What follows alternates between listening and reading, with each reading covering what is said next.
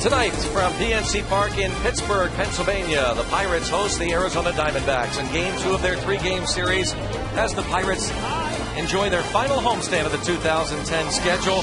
This is Game 2 of the 3-game series. The Cardinals and the Astros will follow the Snakes. The Pirates winning in dramatic walk-off fashion last night. Greg Brown along with Steve Blass. And Steve, Ronnie Cedeno collected the game-winning hit, but Cedeno played a role throughout the game with his glove as well. Absolutely. He had a really fine night, especially with a base hit that won the ball game. But earlier, how about this catch? Not over your shoulder, over his entire body, just going back, almost completed a phenomenal double play. But he comes up big later on with this base hit that scores. Andrew McCutchen with his speed coming around home plate. What a dramatic finish. Great win for the Pirates. The Pirates, it's great to get a W anytime, but in walk-off fashion at home, it's especially gratifying. And for Ronnie Cedeno, Steve, he's starting to solidify himself as the starting shortstop, not only for this year, but of course for 2011.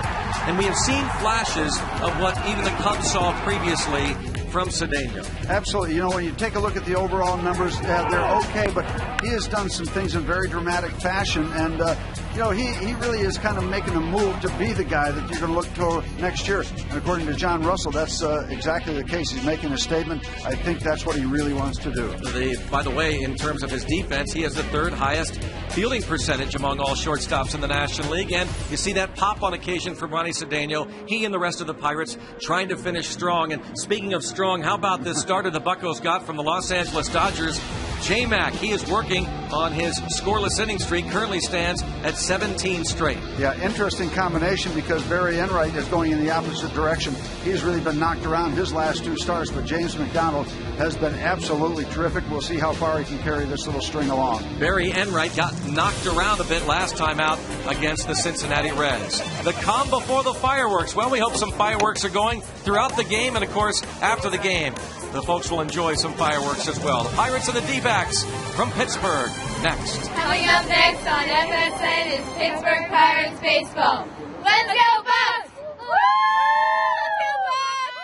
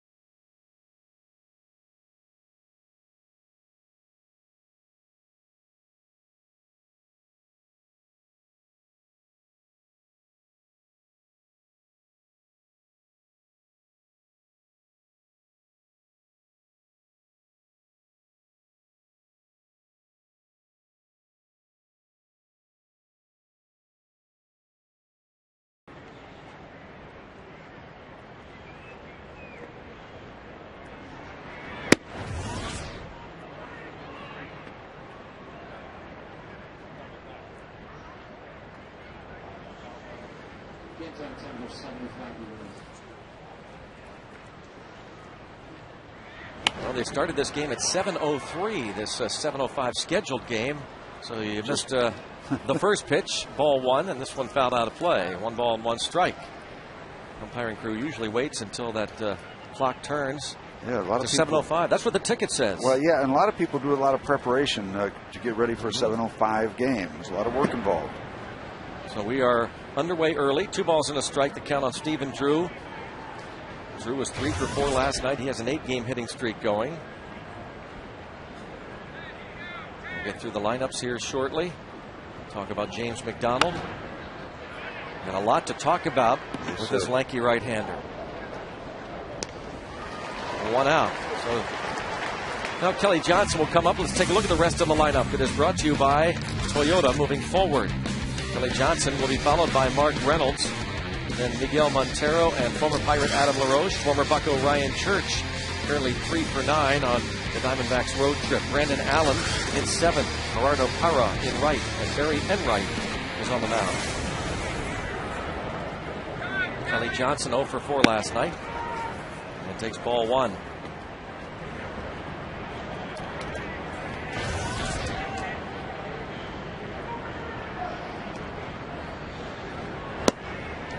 There's the good James McDonald changeup. I'd like to talk about James having 3 above average major league pitches. Fastball, curve, and change. Fastball in. 2-1 count. It was 93 miles an hour on Kelly Johnson. McDonald's fastball, when first joined the Bucks, was pretty consistently 93, 94, sometimes 95. And now, last few starts, Steve, see about 91, 92. 3-1 count. And that's fouled out of play. 92 miles an hour. One of the neat things about James, and it's still early in his career as a Pittsburgh Pirate, and early in his career as a major league starter, but when you've got a couple off-speed pitches that you can lean on that are above average, the curveball and the change, that makes it very difficult for a hitter, because some pitchers will try to succeed with just one off-speed pitch, the fastball, and just one. Got that in on him, and it's fouled off. But he's got a couple things he can lean on. So if he goes away from the fastball, it's not easy for the batter to just think, okay, it's just going to be the curveball or just the change. He's got 2 options instead of 1, and that's a plus. That fastball in broke Kelly Johnson's bat. The numbers on James McDonald this season. Overall numbers, but everybody's been talking about that 17-inning scoreless stretch. And that's a wonderful thing to be on, and it probably is on your mind a little bit before the game when you get to the ballpark, but once you get out there, I think you're consumed with what you're trying to do to the batter. Johnson fouls off yet another pitch. Another fastball that was up and in, 3-2. The ERA of 4.13, not bad at all, but even better with the Pirates. It's 3.49 for this 25-year-old, the former Dodger. And he walks Kelly Johnson with a 1 out. Went to the changeup, so he has confidence in that pitch. He missed it there in a full count situation. Well, last couple of starts for James McDonald. PNC achievement for the achiever in us all. Well, PNC Park 3-1 at 216. Earned run average. That is really good in the 17 straight scoreless innings. We just mentioned moments ago his time with the Pirates. 8 starts, 3.49 ERA. And what, just a couple of home runs. He's facing the home run hitter now, and Mark Reynolds, but also a strikeout candidate. And then some. And then some. We'll underscore that, strikeout candidate, and that is a bugaboo of these Diamondbacks, led by this man, Mark Reynolds. He is a power-hitting third baseman. 32 homers, 84 RBIs, but he's batting just .205, and he has struck out a league-leading 197 times. And very tardy on that first fastball. High heater from James. More high heat, but too high. Ball a strike on Reynolds. Did not play in last night's game and has really struggled lately, trying to get back to his early season form. Some think that maybe he was a bit too tentative, trying not to strike out. Well, that really didn't help matters. Didn't improve his numbers at all. In fact, got a little worse. Curveball in the dirt, 2-1.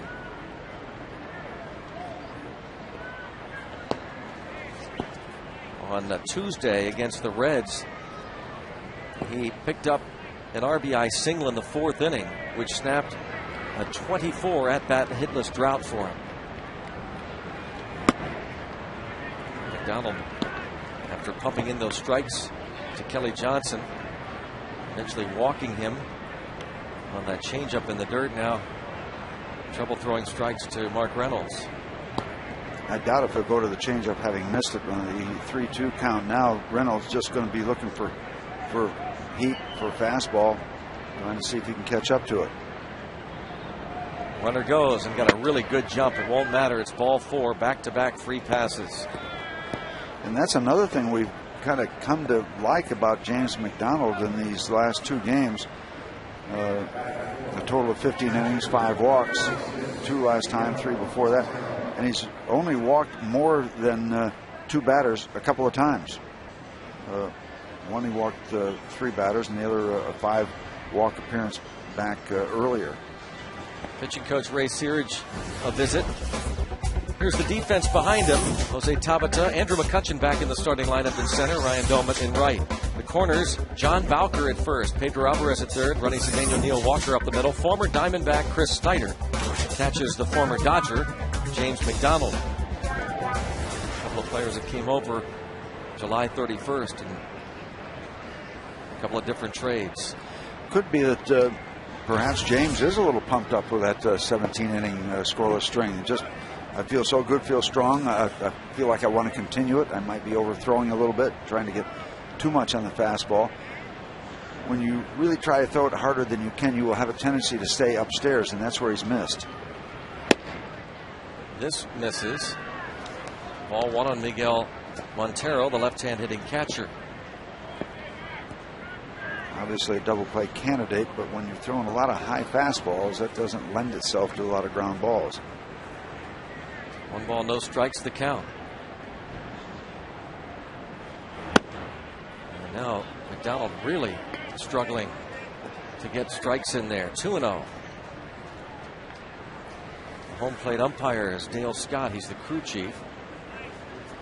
Well, and the more you miss, the more hitters will have a tendency to look for the fastball. That's usually the easiest pitch to get back into the strike zone with.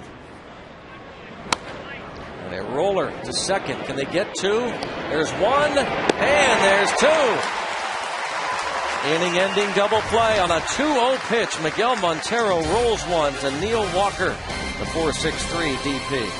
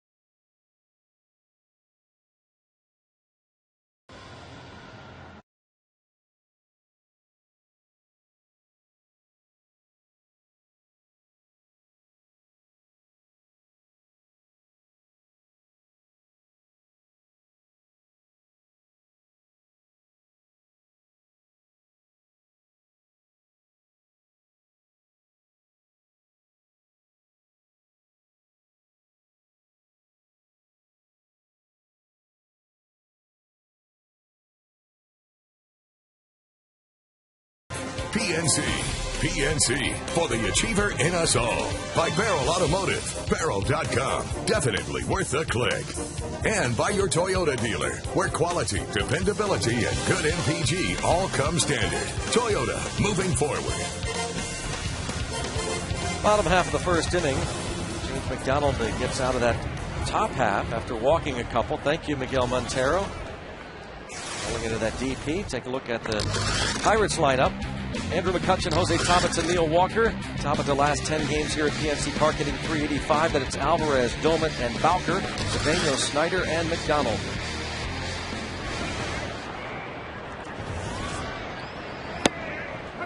Showing bunt, which we have seen McCutcheon do a little bit more the last couple of weeks. Pirates encouraging him to do that at the very least. It'll bring those corners in and make them think that he might bunt.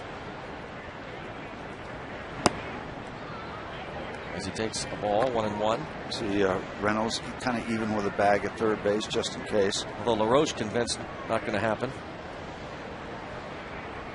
1 ball, 1 strike, the count. Maybe McCutcheon is serious about it now. I'll tell you, if he pushes the ball down toward Adam LaRoche and gets it past Barry Enright, he's got a base hit. Easy. But a lot of times those right-hand batters, when they try for the bunt base hit, they'll try to drag it down the third baseline, create a longer throw. Just missing downstairs. Barry Enright 6-4 with a 3.39 ERA. This rookie making his 15th start. Called up from AAA the latter part of June, had a great debut, beat the St. Louis Cardinals. Nice way to break in. Overall numbers for this right-hander out of Stockton, California. 4-year-old Barry Enright, 15th major league start. He had a great run until the last 2 starts, and we'll talk about that as we go along, but he has run into a wall the last 2. Ball 4. Wow, thank you very much. I think I'd want that call. And we might see a tight strike zone from Dale Scott. And if you were watching that game, thanks for being with us. Oklahoma over Air Force earlier, 27-24. This Barry Enright out of Pepperdine University was the Diamondbacks' second-round pick 3 years ago. And as Steve said, was rolling right along, and then rough couple of starts. Yeah, last 2 starts, 9 innings, 11 earned runs, 7 home runs. Previous 12, terrific. Ball 1 on Tabata. 2 for 4. Drove in his 29th run of the year as the leadoff hitter last night. Originally slated to bat second, as he has done most of the time since being called up to the big leagues. But when Andrew McCutcheon was scratched late, Tabata led off. Home runs have been an issue for Enright. Again, 14 starts, 14 home runs given up, including, as we said, 7 in the last 2 games, 4 last time out. Gave up 2 to Jay Bruce, plus a homer to Drew Stubbs and Joey Votto. There goes McCutcheon, and in time to get him. 2-6 on the caught stealing. Miguel Montero has thrown out about 26% of the runners trying to steal. This throw right on the money. The tag applied by Stephen Drew. Just above the knee, but he got him in time.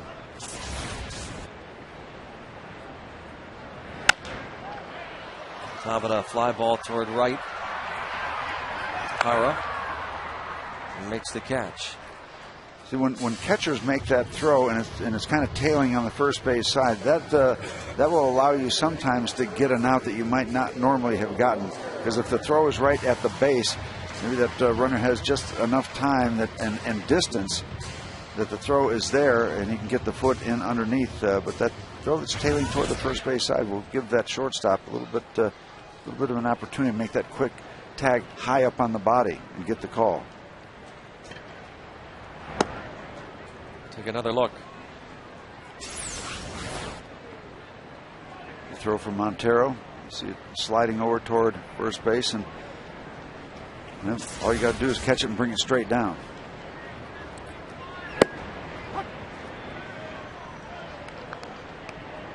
One and one on Walker. Homered in the first inning last night, his 11th of his rookie campaign. Went 2 for 4.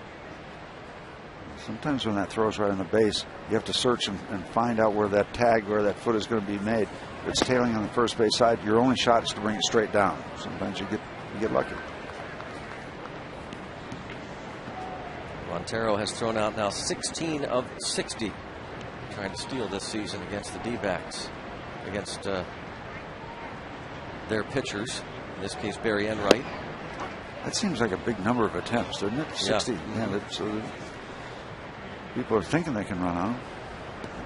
Just to give you some comparison, opponents have tried 71 steals against Ryan Domit. He's caught 5. It's not a big volume number then. 2 balls, 2 strikes to count on Walker. Fouls it back.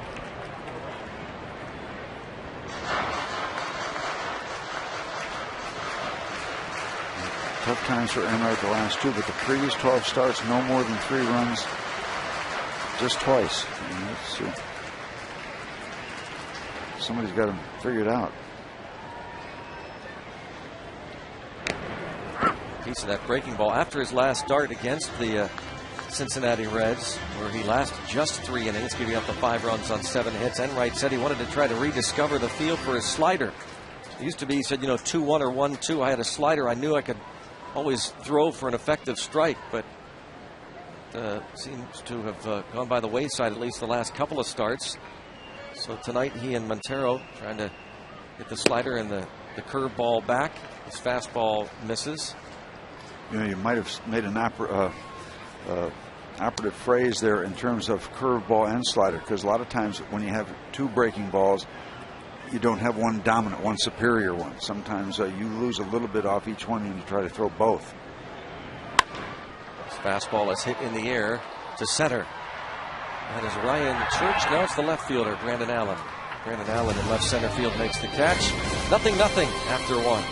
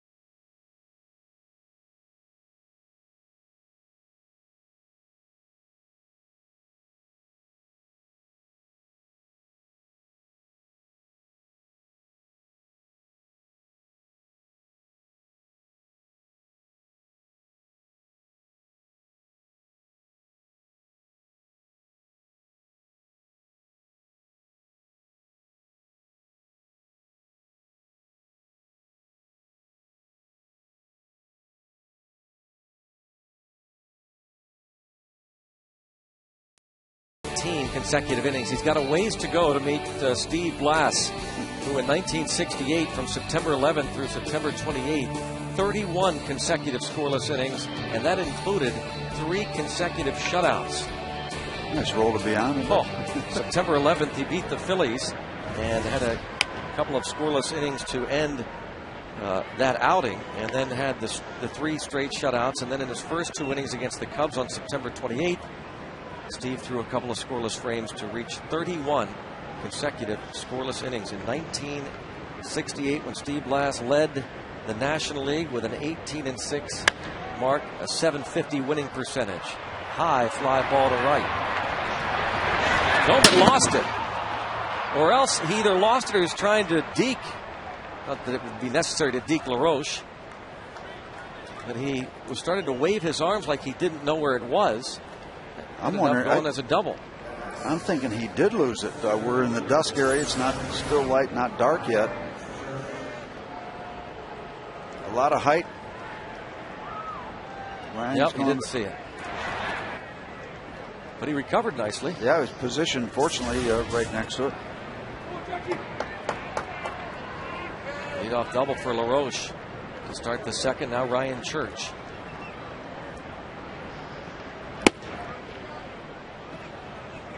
Take another look.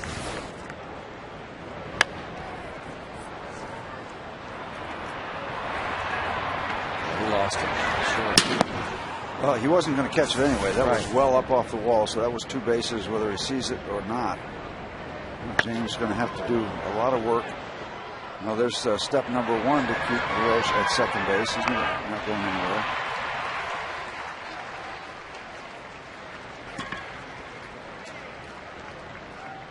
The Pirates traded 3 players to get Pedro Siriaco and Chris Snyder. July 31st, Ryan Church, 30 games for the Diamondbacks, a homer, 3 RBIs. DJ Carrasco, a 3.83 ERA in 15 relief appearances. And Bobby Crosby was released last month. Chris Snyder catching tonight.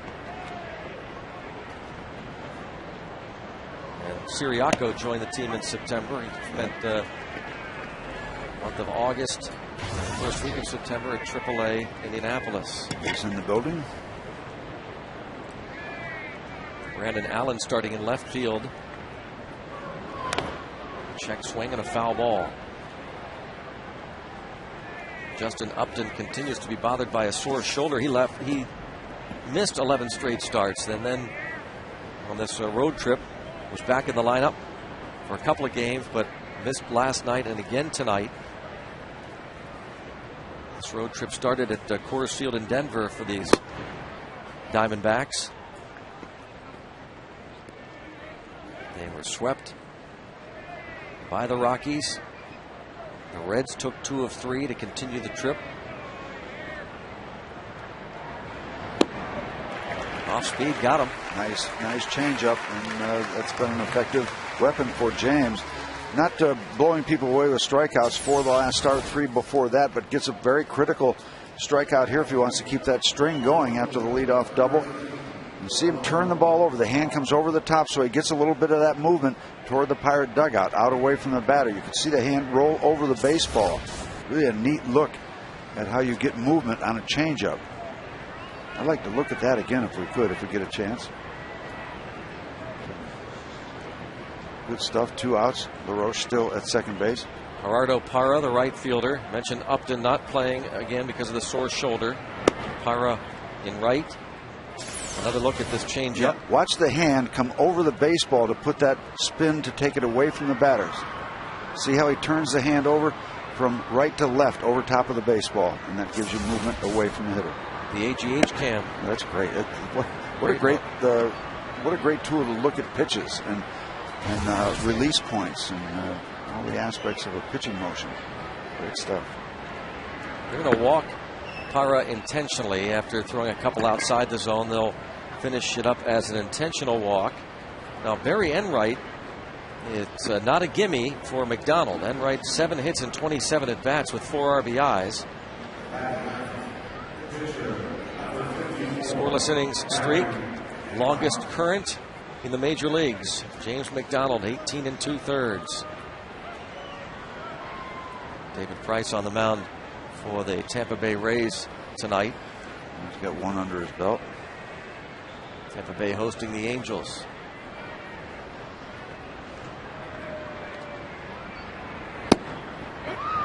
Strike 1 on Barry Enright, his mound opponent. And there aren't too many hitters, whether it's a pitcher, mound opponent or not. 93 miles an hour in the outside corner. This is where you go to the whip here, James. Go to the whip. Breaking ball. Strike. But I held my breath on that a little. That was upstairs, and this is when you want a pitcher up there at the plate, even a good hitting pitcher, because that had a lot of hump on it up around the hitting area. Now he should finish him. Oh, he went with a breaking ball again. I thought for sure they just completed with a fastball. Well, you know that the cat's got the mouse over in the corner. He's just kind of batting them around. At least that's the idea I get at this point. He's got a lot of things available to him right now. High fastball, another hook. Dale Scott says, let's go. Yeah, keep it out of the strike zone here. Not a lot, not far out of the strike zone, but he'll chase pretty much anything right now.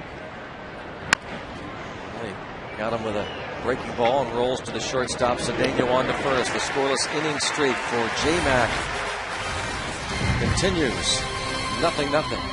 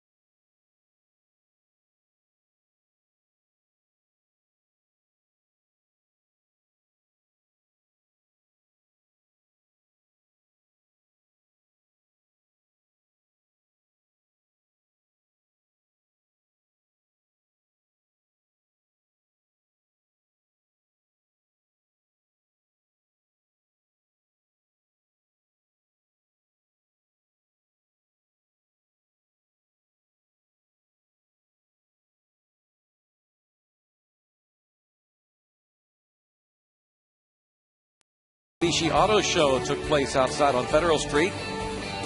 Great day at the ballpark. Debut of the Barrel Subaru Humane Society Rescue Vehicle. Humane Society Rescue Vehicle was on hand as they unveiled some of their new line of cars out on Federal Street. The Barrel Mitsubishi Auto Show. Barrel.com, definitely worth the click. Pedro Alvarez will lead things off here in the second.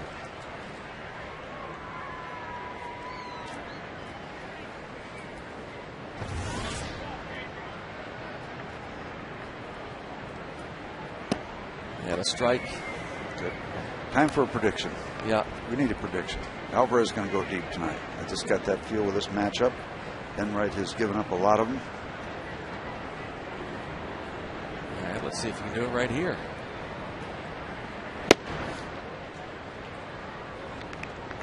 All right, pitch inside. You can see not overpowering that fastball. Yeah, 82 innings coming in, 42 strikeouts. Certainly not. So it's been with the location. And again, he was terrific before the last two. Good off-speed pitch there as he went to the changeup. And like James, a little movement with him downstairs with that changeup. Always good to have a change of speed and movement, that combination. You've softened up, you've thrown the ball slower, and you still have a little bit of movement. Instead of just slow and straight, slow and movement is good.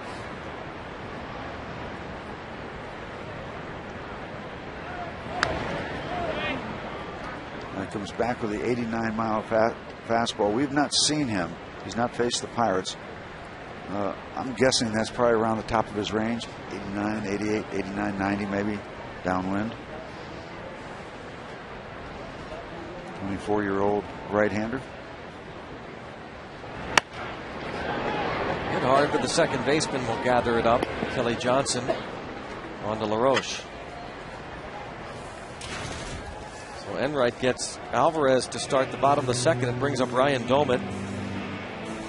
Doumit homered last night, his 13th. A line drive homer just over that trip total media side in right center. And that home run came with one out in the seventh off the reliever Blaine Boyer. It tied the game at 3, and the Bucks won it in the bottom of the ninth on the Cedeno base hit.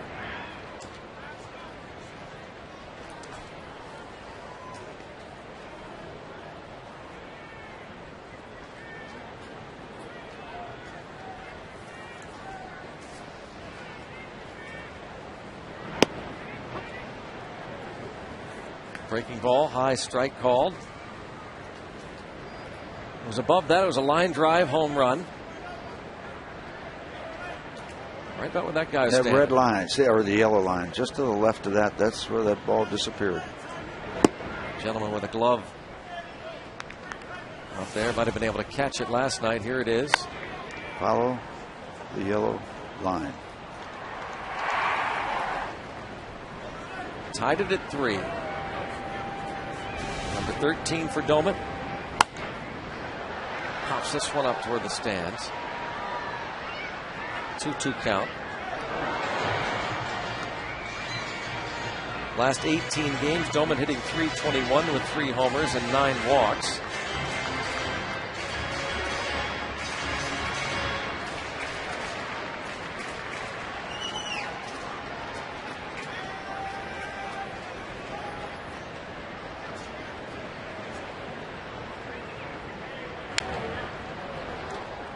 Fastball up and in, and Doumit fouled it away. It's still 2 balls and 2 strikes on Doumit, getting the start in right field tonight. His 16th start out there.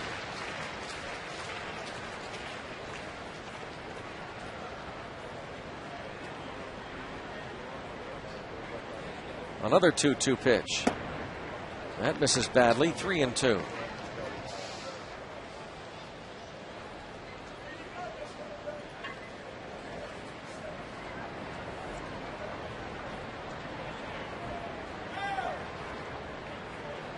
Mel Stottlemyre is the pitching coach for the Diamondbacks. All 4 on Doumit. second free pass. They've made some changes since these two clubs last met, and that was the opening road trip of the year for Pittsburgh, dropping 2 of 3 in Phoenix. The Diamondbacks fired their general manager and their manager on July the 1st. Josh Burns, the GM, was let go, as was the manager A.J. Hinch. They were 31-48 at the time of those dismissals. Kirk Gibson was named the interim manager. Jerry DiPoto, the interim general manager. Remember when Jerry DiPoto was a pitcher for the Rockies a lot of years ago? They're now 28-41 under Kirk Gibson.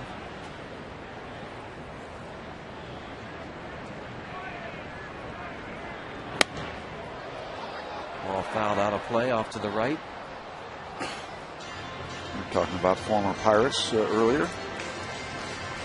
Octavio Dotel was acquired by the Rockies from the Dodgers earlier today.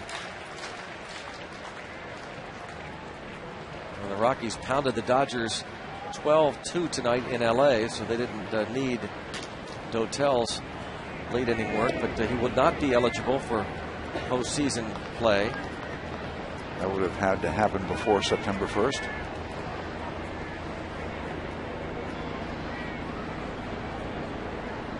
Troy Tulowitzki hit 2 more home runs. Wow.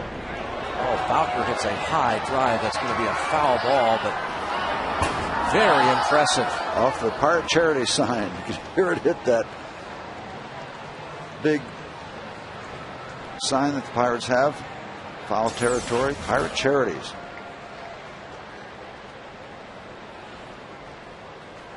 One-handed, by the way.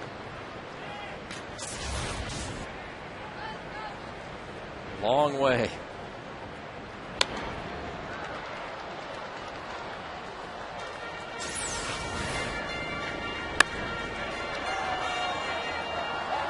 A foul ball, but impressive.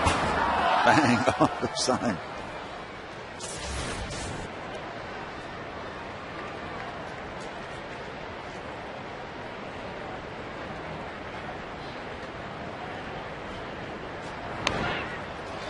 Bowker fouls off another, making his 6th start in the last 7 games, as the Pirates want to try and get as long a look as they can over the last 2.5 weeks of this season.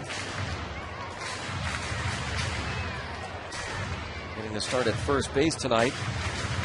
And boy, was he impressive with his glove work last Sunday in Cincinnati at first base. He was acquired from the Giants along with pitcher Joe Martinez. The deal for Javier Lopez.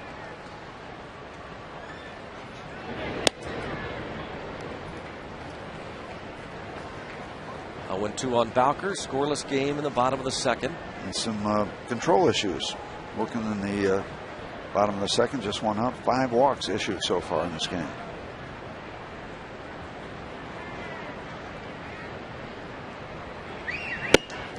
Sometimes that happens. They just get the mound so messed up, nobody can throw strikes.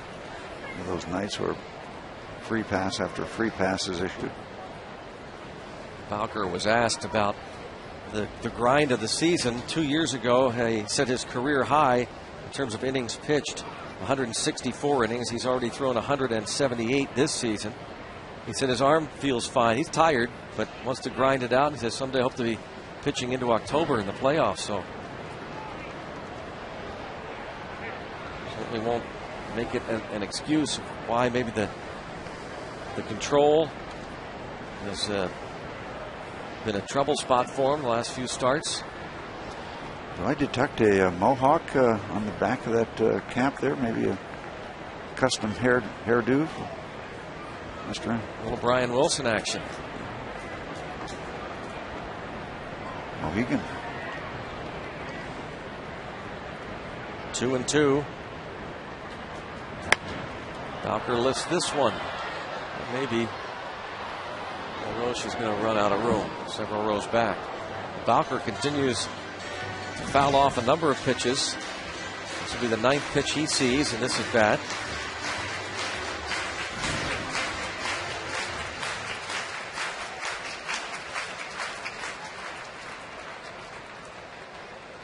He hit .319 at AAA Indy after the trade with 4 homers in 25 games. Doman at first, 1 out in the second.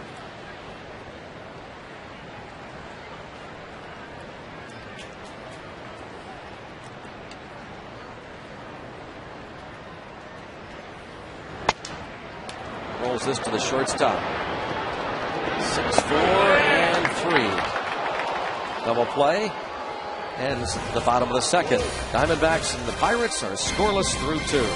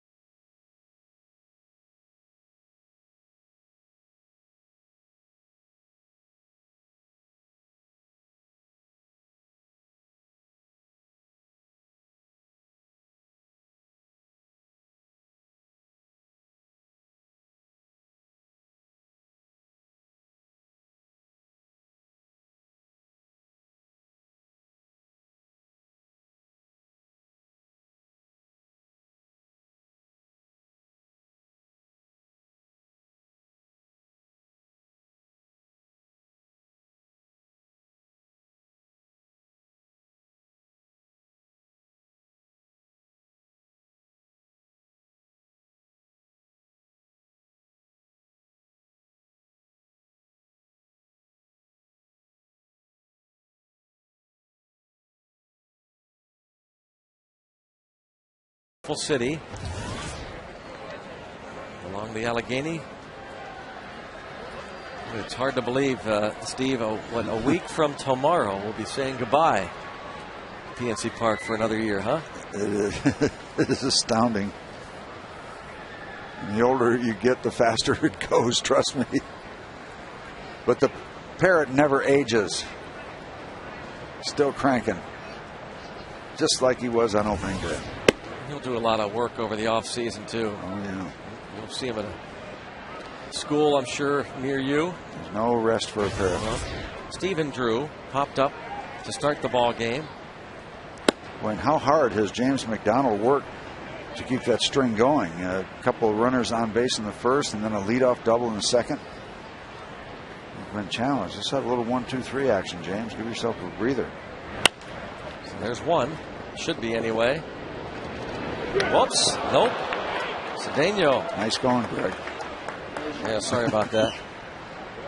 Cedeno charged with his 12th error of the season on a routine ground ball. That was as routine as it gets. It looks like he almost got it early enough where he just really cranked it up and caught a flyer. Almost too much time. Weren't we praising him at the start of the telecast? Yes, we were. Yeah, I thought so.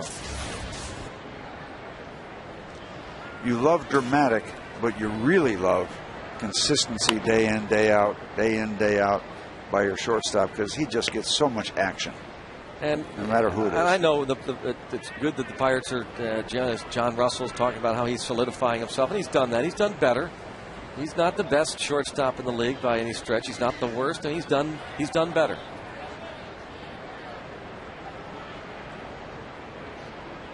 And the Pirates. Well, you look at him, and I think one of the things that you look at is he's got some physical tools. He really does. Yeah. And so if he can, that old bugaboo word, if he can be consistent with that, then he's a major league shortstop you can certainly live with. Well, Neil Huntington has said that since joining the Pirates, he has tightened up that consistency. There have been breaks from his consistent play, but he, according to the Pirates general manager, not as many or as often as he had in the past.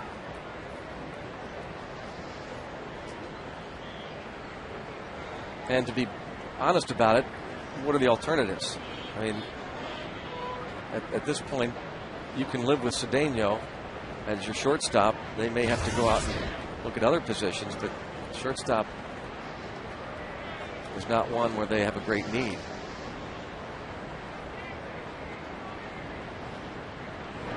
And you know, let's be honest about it too, and this applies to every Major League Baseball team. You want pressure from underneath. You want people being pushed. Every Major League team, whether you're on the top of the standings or not, you want your players to be pushed, and be aware that if they don't perform, there's somebody that could take that job away from you. You want that atmosphere. You want it hanging over everybody. Ball's popped up. Shallow center. Cedeno is out. And makes the catch. And Neil Huntington, one of the first quotes he had, Steve, jumping on board, he said, no more scholarships. And he wants to continue that effort to make sure that they are continuously pushed. Mark Reynolds,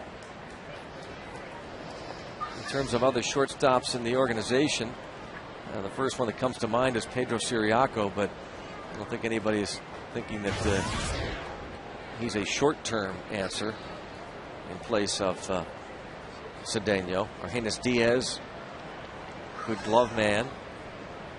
Jordy Mercer playing short at AA Altoona, so he's a ways away yet. Speaking of the curve, they are underway at Trenton, taking on the Thunder in what they hope will be the final game of their best-of-5 playoff series for the Eastern League Championship.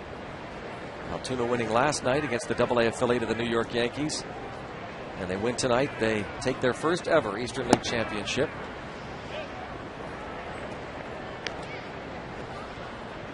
Ball one on Reynolds. Alex Presley on your left started at AA Altoona this season, then got promoted to AAA Indy and onto the big leagues. Pedro Siriaco, Brandon Moss looking on. 1 ball and 1 strike on Reynolds, who walked in the first. There's that big sweep swing that has created some of those 197 strikeouts. Last year, 223 strikeouts for Mark Reynolds, broke his previous major league record. He said 2 years ago had 204 punch-outs in 2008, and he bristles somewhat when he's asked about it. Well, we talk about that word consistent. He has been very consistent. Mark Reynolds has said there was a story the other day in the USA Today about the Diamondbacks going to shatter the all-time team record for strikeouts in the season. Reynolds said, no, with my history of strikeouts, I don't view it as a big deal. Losing 100 games is a million times worse. That would be much tougher for an organization to overcome, he says. Diamondbacks third baseman Mark Reynolds, this Diamondbacks club averaging 9.3 strikeouts a game. At this rate, they'll strike out over 1,500 times this season.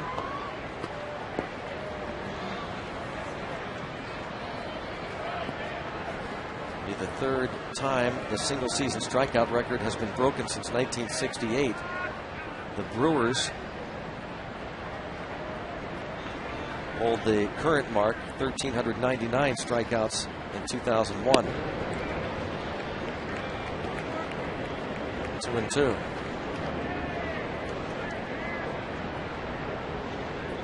I understand that you actually knew the trivia question answer last night, Steve. Yeah, I guess the Yankees. It was the Brewers. Well, you guessed it wrong, huh? Well, I meant the Brewers. I know. We all know you did. I get them mixed up so often.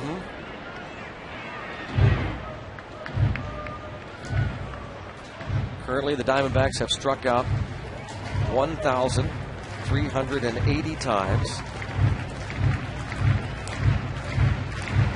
Reynolds with the most, 197. LaRoche is second on the team and fifth in the league with 153. There you see it. The strikeout totals among the D-backs. And another one. 2 outs. Second strikeout for James McDonald.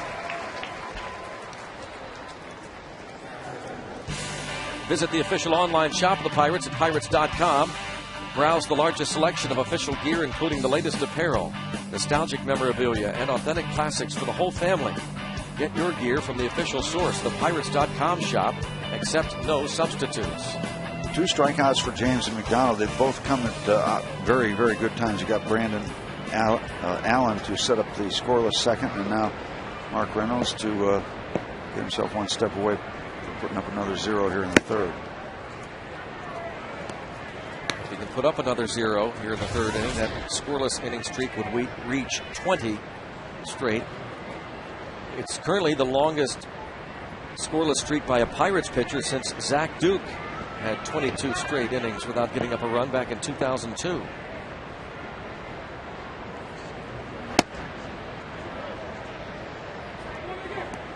Two-0 the count on Montero. Bounced into a double play in the first. Just need one here. Dangerous count. Montero had a good night with the bat last night. He had a couple of hits, I think I remember. One hit, sorry. Double, and he scored.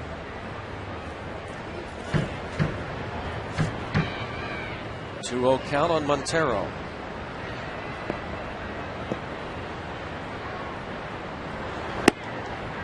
And he falls behind him. 3 balls and no strikes. James McDonald from Long Beach, California. 6'4", 203 pounds. Has walked 3, 1 intentionally, and in danger of walk number 4.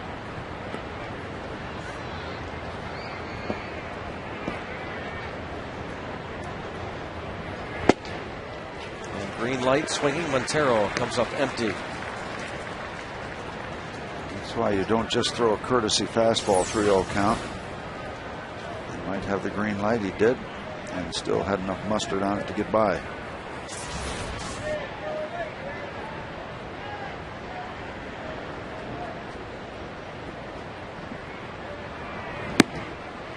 Plays off. That is walk number 4. 1 was intentional. 2 on with 2 out. Well, James just not making it easy, and now Pedro Alvarez and Snyder going to talk to him. That's what you call taking a walk on the ice, hoping you don't fall through. Adam LaRoche nearly broke up the streak with a home run to lead off the second. Instead, it was a double off the top of the right field wall. But off the second inning, and McDonald was able to get out of it. Fortunate in that he was working down toward the bottom of the batting order. Breaking ball for a strike. Boy, that's a good downer. Straight downer. That's the old drop type of a curveball.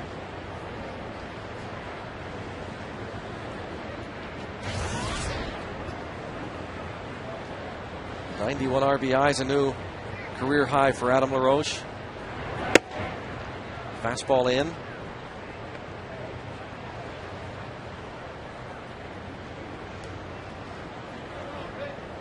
Dave LaRoche is here.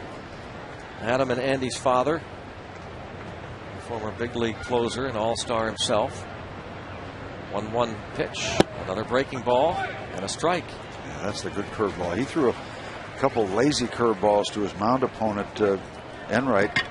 Got away with him to put up the 0 in the second, but 2 really good hooks. Adam LaRoche. Steve, if you throw a couple of good ones like that, can that all of a sudden get you in quite a groove where you found the field for it all of a sudden? Absolutely. Now you got confidence with it. Throws it again. Foul ball. Because it's a feel type of a pitch in terms of where you're releasing. You're going to put a lot of spin on. By the time you get to the big leagues, you know how to put a lot of spin on to make it curve. But the release point, where you let go of that ball, you can't let go of it back of you. You can't wait too long. It's that release point on the curveball that gives you that good downer. It's a tougher breaking ball to control. With a fastball this time, 94, but well out of the zone, 2-2. Yeah, that's why a lot of pitchers go to the slider. It's an easier pitch to learn to control better. Release point on a curveball is not the easiest thing to master, and that's the whole key to the good curveball. You'd like not to go to 3-2 here. There's the breaking ball, and LaRoche got another piece of it. That's a good job by Adam, because that is a good downer. not to make comparisons, but Sandy Koufax and Bert Blyleven, those are the guys that the real down. What do they call them? 12 to 6 or straight down, top to bottom. No, not so much side to side. James is laboring, but so far zeros.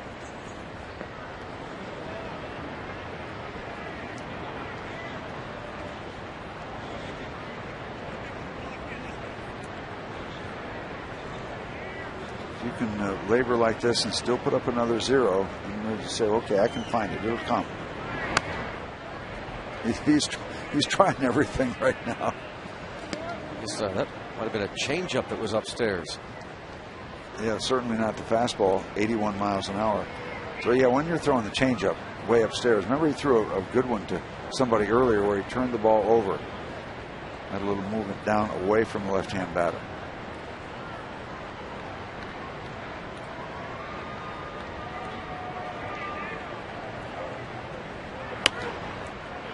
LaRoche fouls off the fastball, so McDonald and Snyder throwing everything they can here at LaRoche.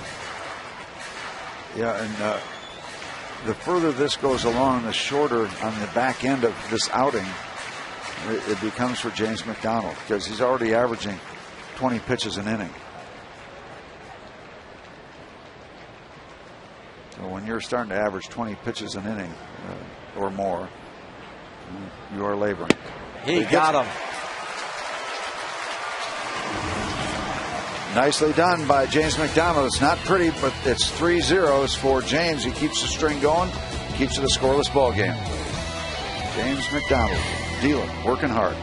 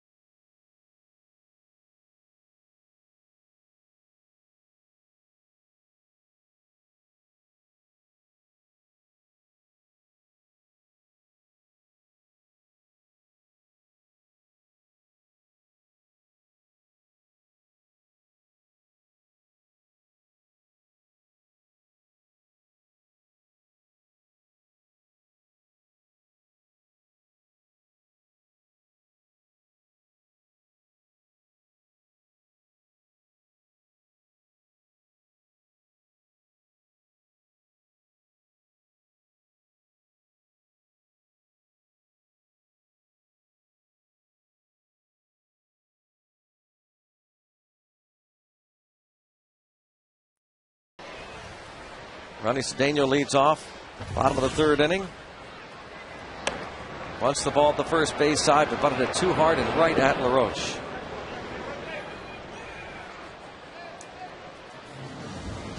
Well, tomorrow the Pirates and D-backs meet at 1:35. Evan Meek showing you what all youngsters 14 and under get. A PNC Park puzzle poster, compliments of Pirates.com.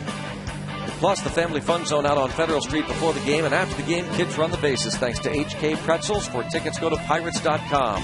PNC Park puzzle posters to all youngsters 14 and under tomorrow. That's a unique giveaway item. I think I'll have to have a couple hundred of those. Yeah. Try and grab a couple. That bunt attempt by Ronnie Cedeno, a good idea, but you can't bunt it directly at the first baseman. It's got to be away, so he has to leave his position near the bag and just try to outrace the pitcher. Just a little close to the line.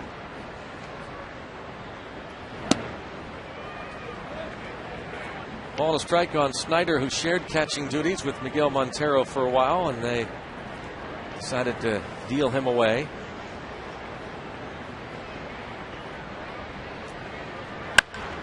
Watch out. That's a hard line drive.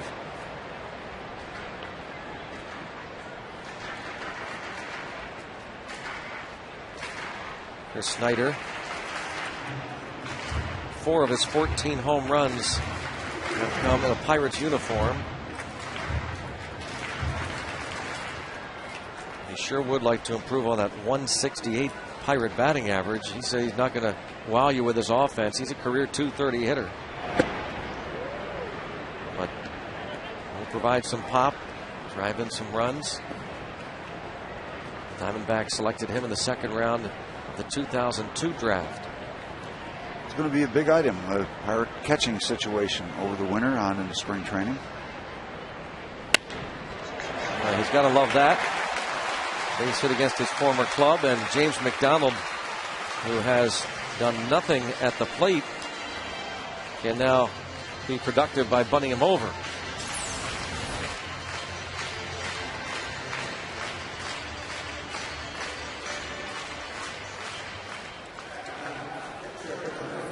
Base hit for Snyder.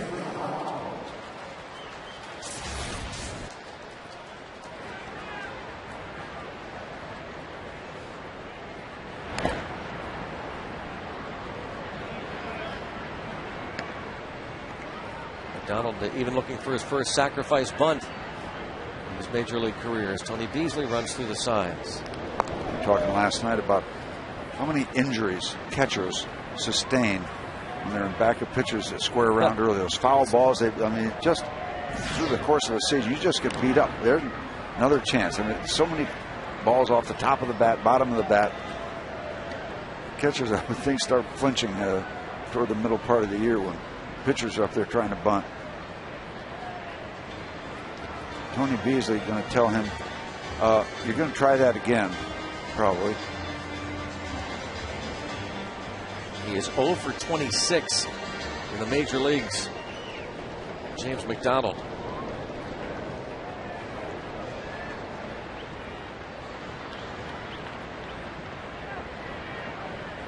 Mark Reynolds still thinking bunt. Montero wants it upstairs. So I'm asking Enright to bring it up. 1 ball, 2 strikes the count. Good strategy. It's hard for, not the easiest thing to go up against a major league fastball and still get the bat level. You're going to have a lot of balls go off the top of the bat when you try to go upstairs with that bunt attempt.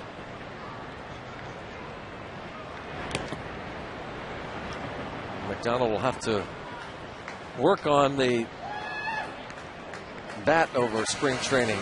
Getting the ball in play and bunting. Tomorrow on Inside Pirates Baseball, go inside a pitcher's game plan meeting to see how Pirates pitchers develop their plan to attack hitters. Plus, Lasting's Village recalls his experience playing in the Little League World Series. Catch all this and more inside Pirates Baseball tomorrow night, 5:30 on FSN. Great. I had a chance to have a conversation with Mike Hampton, the left-hander for the Diamondbacks. Well, you talk about perimeter aspects of his game. What a great fielder. He has great hitter, Silver Bat Awards, and still out there cranky. He says, I'm still a major league pitcher. And, well, he looks right at you, too. Oh. He stares you down when he says that. What a guy. An interesting career from Mike Hampton. He's 148 major league wins. He might have 50 trips on the disabled list. I'm not sure what that's all about, but it scares me. Justin Thomas working on the foam roller. Pirates bullpen.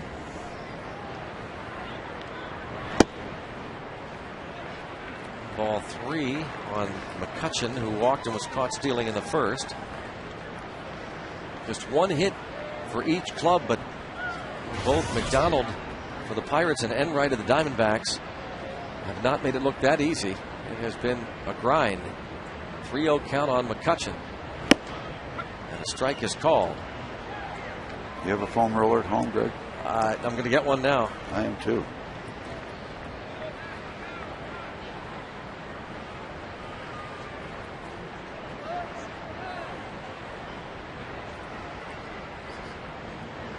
3-1 count.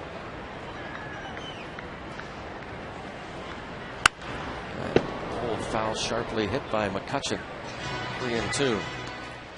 McCutchen now in less than 2 full seasons in the big leagues, 26 homers combined this year and last year, and 53 stolen bases, including 31 this season. Since 1969, there have been only a handful of hitters to accomplish a feat of 25 or more homers and 50 or more stolen bases in their first 2 seasons. And there's a drive hit deep to center. Back is Church, and add another one. McCutchen's 15th this season gives the Pirates a 2-0 lead. And he drops the hammer on it, hitting it to the biggest part of the ballpark, into the Diamondbacks bullpen, and that ball was blistered and got out of here in a hurry. Didn't have all that much height on it, but a whole lot of carry, and the Pirates jump out on top. They get on the board. Coors Light cold hard blast. Andrew McCutchen's 15th of the season with 2 outs and a man aboard. Cold hard blast brought to you by Coors Light, the world's most refreshing beer. And number 16 given up by Barry Enright.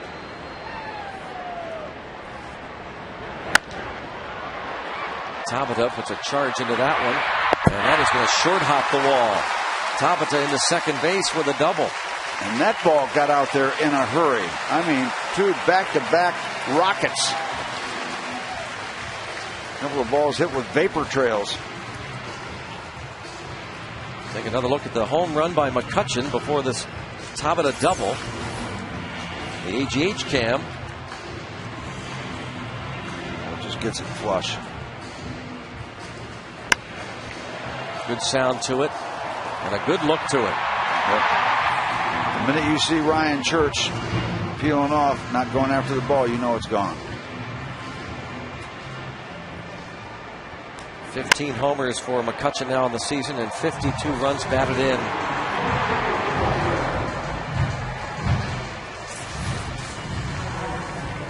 Talking to hitting coach Don Long about it.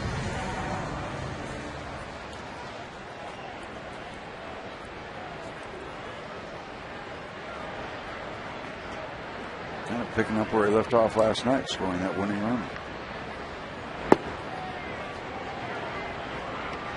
Safe Auto Insurance reminds you you're safe at home with Safe Auto, proudly supporting the Obadiah Cole Foundation for prostate cancer screening and awareness. Early detection is the cure. Walker tries to get Tabata home. Don't you just love 2-out offense? You think nothing's happening, kind of going through this half inning, looking forward to seeing if McDonald can carry the string, and then bang, you're up 2-0. And you know it deflates the opposing pitcher, something fierce. Yep. You get that second out, you're 1 step away from putting another 0 up.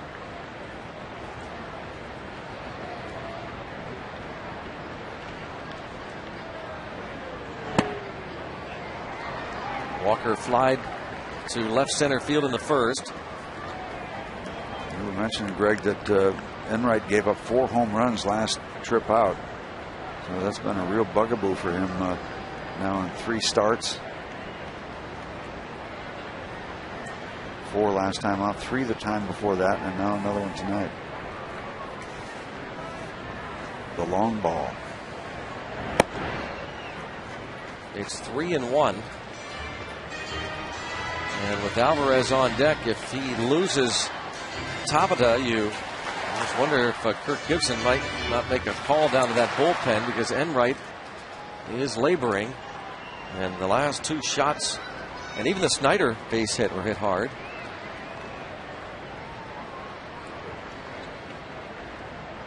Great count to hit on. He goes to the changeup. Full count.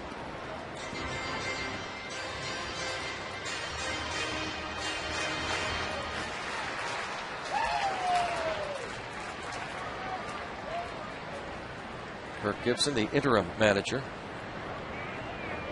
The new GM will decide his fate wherever that might be. They're talking Kevin Towers is a possibility. And that is sharply hit, but right at the shortstop.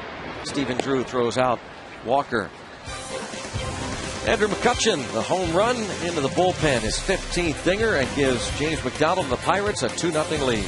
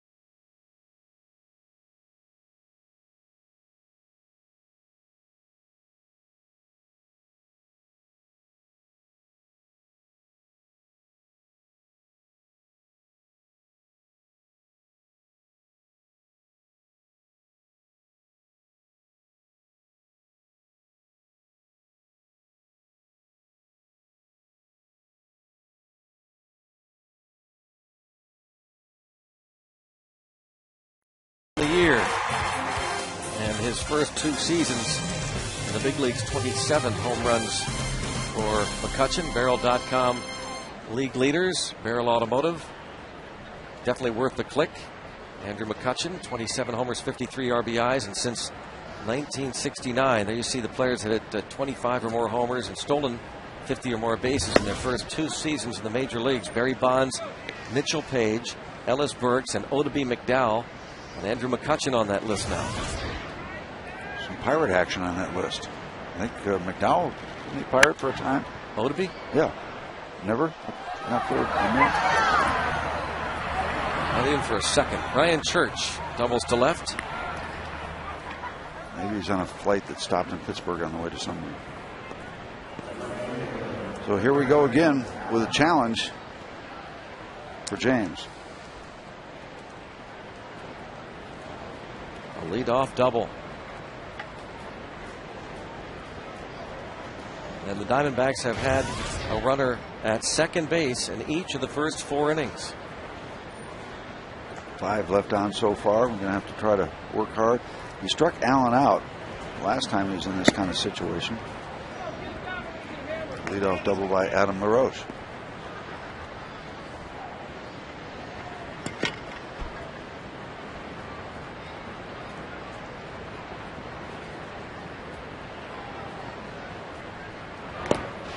Good block.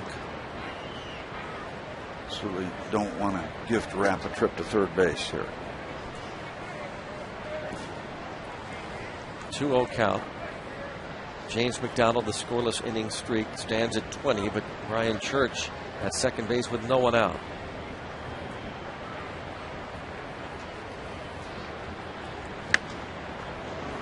Pop up. Cedeno. 1 away. Nice.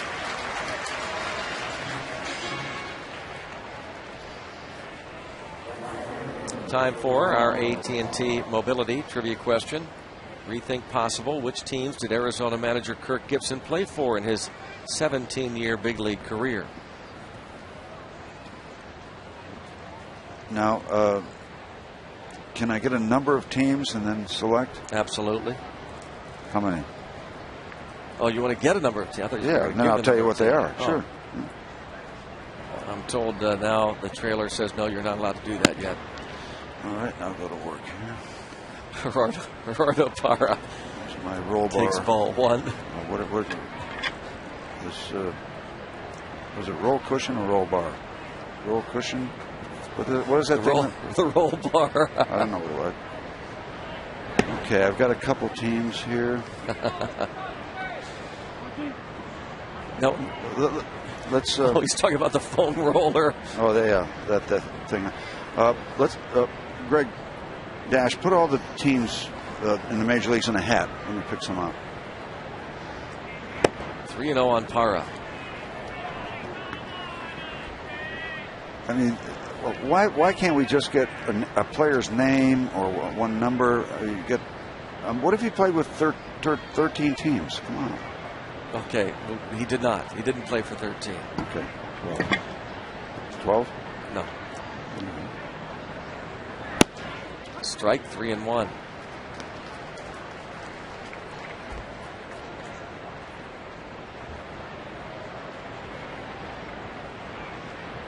Three-1 count. He played for a couple teams more than once, Steve, keep in mind. 3-2 now. You want to name a couple? Like we know the Pirates, all right? That's and Detroit, yeah. And Detroit, yeah. All right. And we know the Dodgers. Yeah. So there are 3. Yeah, and we know the White Sox. We know Atlanta, and we know the Mets. We know Milwaukee and San Francisco. Who could forget Kirk Gibson played in Houston and St. Louis? Of course, one of his best years was in Montreal. Mm-hmm. Upstairs to get Parra. I'll tell you, James wants to keep this thing going. High heat.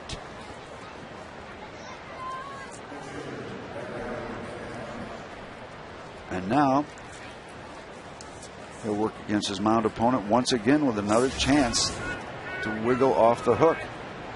This is not just keeping the string going. This is doing some clutch pitching. Yep. Coming up with big outs when you have to.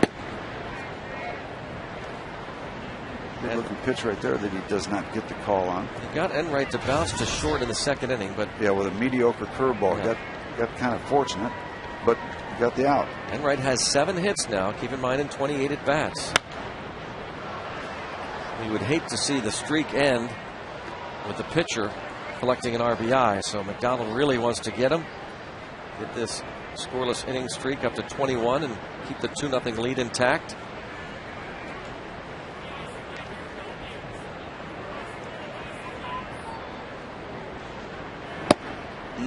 So close with the fastball just off the outside corner. Pretty good discipline, by the way, for Enright.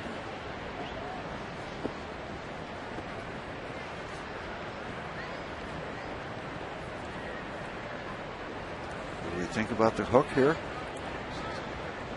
No. It was high with the heat.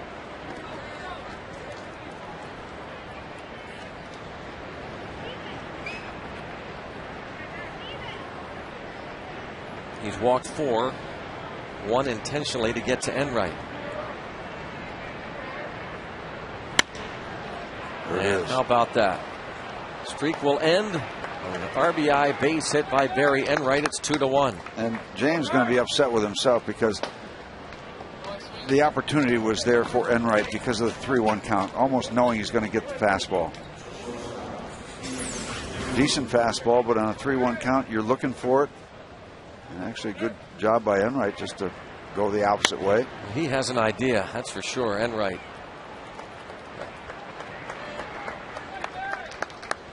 Ray Searage is going to come out. This is almost like a guy having a no-hitter broken up.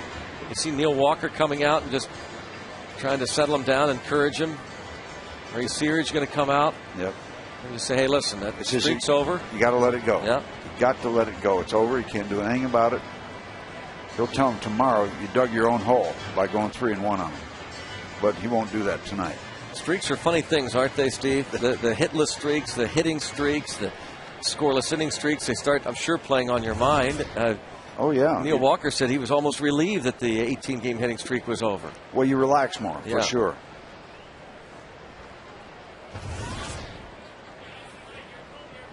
See how McDonald reacts now to having that scoreless inning streak end.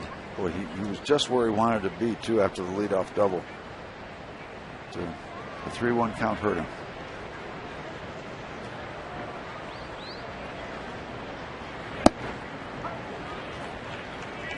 even if he gets that fastball in, tie him up a little bit, but it's just out there where he's guessing fastball 3-1. He got the fastball and it got it out where he could just get to it in time. Not intentionally trying to go that way, just late enough on the swing and hitting it solid. Hit toward right. Moment there. The streak is over, but James McDonald still pitching well, getting up just a 1 run so far, leading 2-1.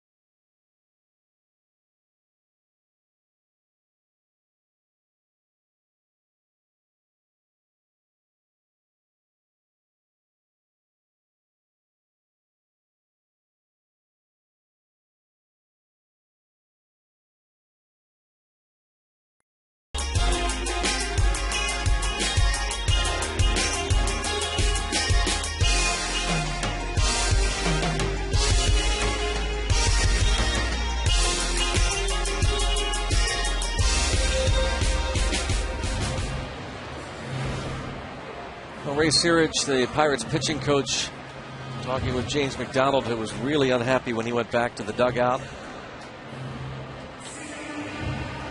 Important to listen to your coach when he comes in to talk to you. Even if you don't like what he's saying, acknowledge him.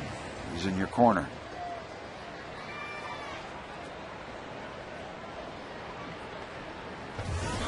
Alvarez grounded out in the second.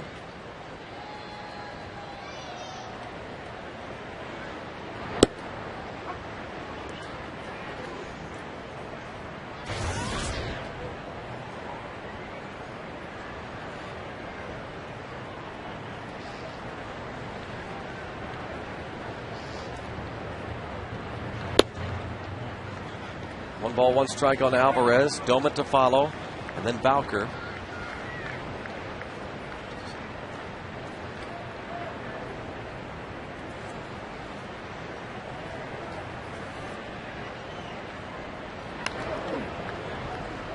Alvarez really wanted that one. Yep, but just a little bit in on the hands.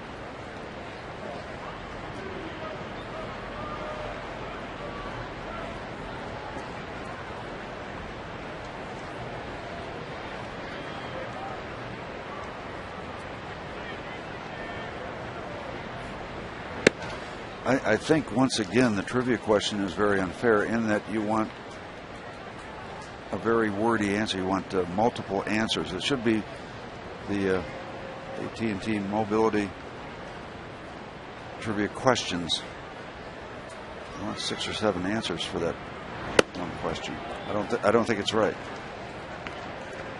Okay. I'm going to take a wild guess and say that Gibson, including the teams he played for twice, played for 7 teams. That is a wild, wild guess. Ball 4. Third walk. The trivia question from AT&T Mobility: which teams did Arizona manager Kirk Gibson play for in his 17-year career? How about the Tigers, The Dodgers, the Royals, the Pirates, and the Tigers again. Retired in 1995, a career .268 hitter. Career high in RBIs was in 1985 with the Tigers. He drove in 97. And MVP in the National League in 1988. That was the year, of course, he hit that dramatic home run off Dennis Eckersley in Game 1 of the '88 World Series. A little bit of time with the Pirates. He hit 196 in 1992 in 16 games with Pittsburgh. And one of his 11 hits was a home run. In fact, he hit 2 homers at Grand Slam in Montreal. Marsh, LaValliere. And Slike. Yep, goes back a ways.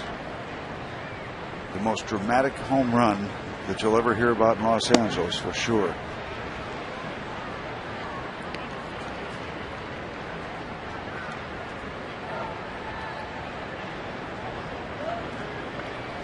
But as we know, not the most dramatic home run in World Series history.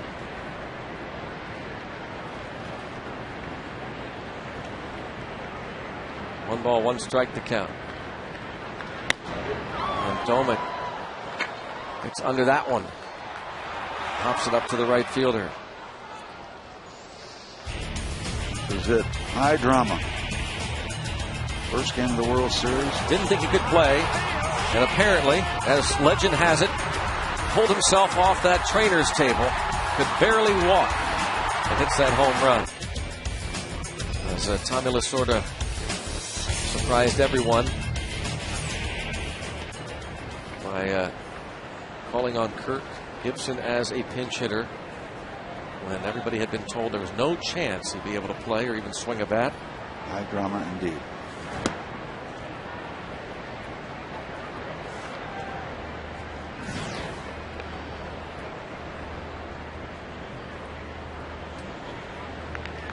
Lefty loosening up for the Diamondbacks as Barry Enright has thrown 72 pitches.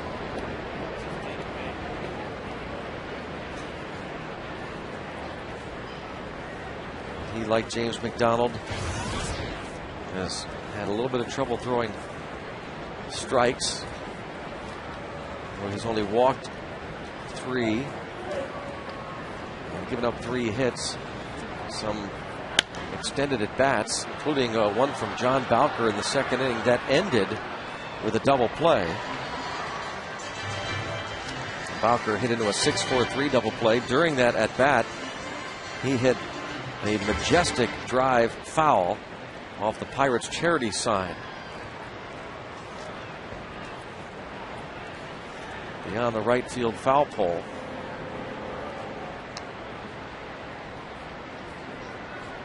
Garrett Jones being bothered the last couple days by sore shoulders, so Bowker is in there at first base tonight. Gives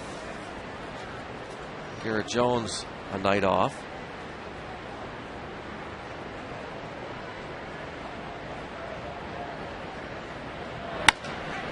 And this ball driven deep to center field, and John Bowker hits a line drive 2-run homer. John Bowker's first bucko dinger. And did that get out of here in a hurry? Again, to a big part of this ballpark, over the Heinz sign into the bleachers, way out in right center field. 2 rocket home runs, one by McCutchen, this one from Bowker. Neither one of them needed much height. Another long ball given up by Barry Enright. First home run as a bucko from Bowker on the AGH cam. He hit 3 as a Giant. Cedeno pops up and caught by Montero. Boy, you can certainly understand when you see him make contact why the Giants are so high on him for a couple of years. As they say, the ball jumped off the bat. A lot of carry, a lot of strength.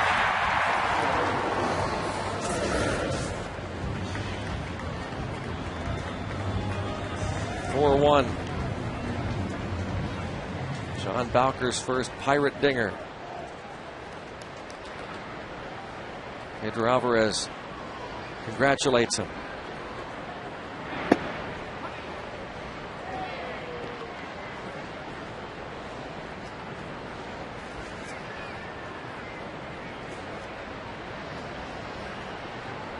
Nice way to answer that run that the Diamondbacks put up on the board.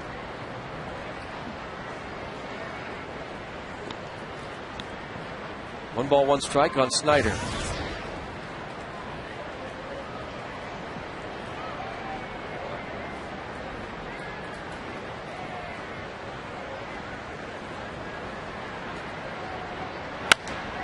And Snyder going to be 2 for 2 against his former mates. A couple of singles to the same neighborhood. Some folks like to say that'll at least get you on the other side of James McDonald, worst case scenario, or not necessarily the worst case scenario.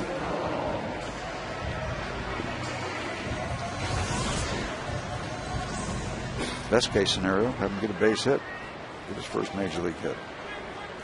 0 for 27 to start his major league career. 0 for 18 this season.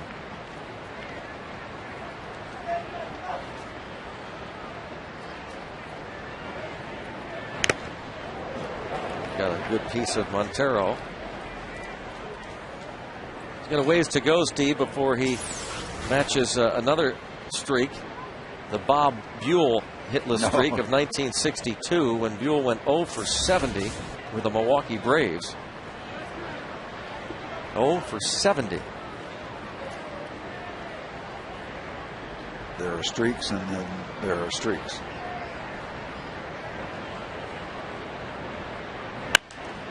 And how about this one? That's the way to end it. Other way, opposite field, into the corner. James McDonald, his first major league hit is a double to left. Oh, great. And Carlos Garcia telling him, take a left, take a left. He'd always peeled off to the right. How about that? Talked about worst case scenario, getting on the other side of him. Best case scenario, get the knock, and he does.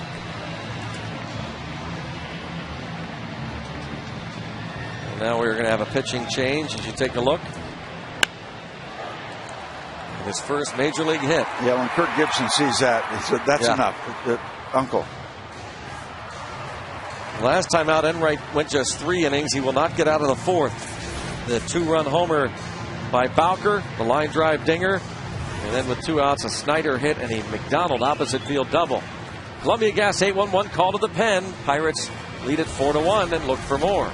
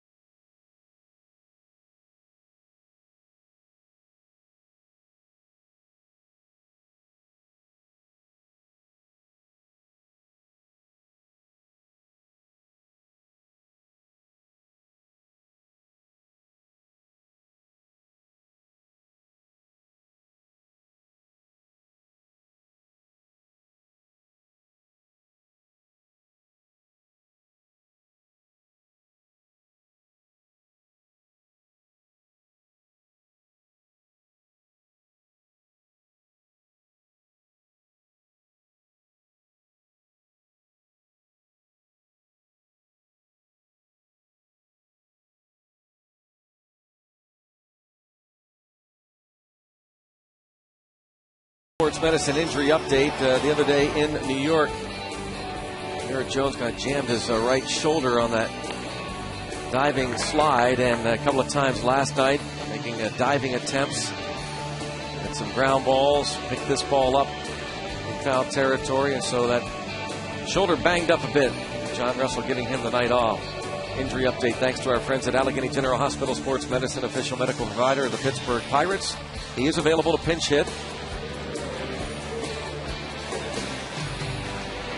Just giving him a night off and also giving John Russell a chance to see John Bowker.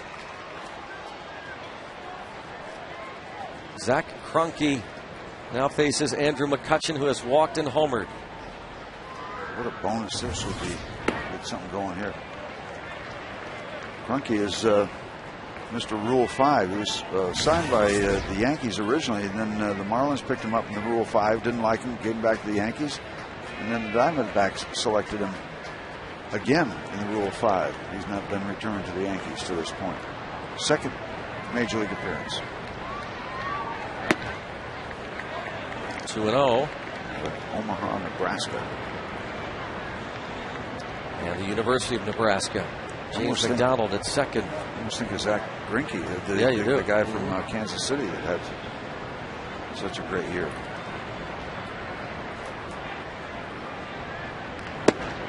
3-0 and really not close. A lot of raw talent involved with most Rule 5 players selected for their potential. Made his Major League debut 8 days ago against the Rockies at Coors Field. Gave up 3 runs, 6 hits, and 1 1/3. Taking all the way, McCutchen looks at a strike.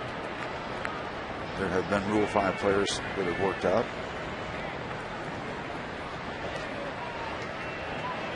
There have been a high percentage that have struggled, although going back down to the minor leagues after they spend their required year in the big leagues. He walks. The first man he faces, McCutchen, and the Pirates can really bust it open here against this rookie left-hander who had a very impressive 199 earned run average last season at AAA Scranton Wilkes-Barre in the Yankees organization and covered just over 72 innings.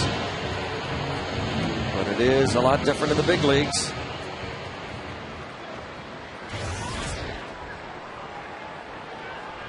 Tabata has fly to right and doubled to center. Bases are loaded. 4-1 Pirates lead. Ball 1.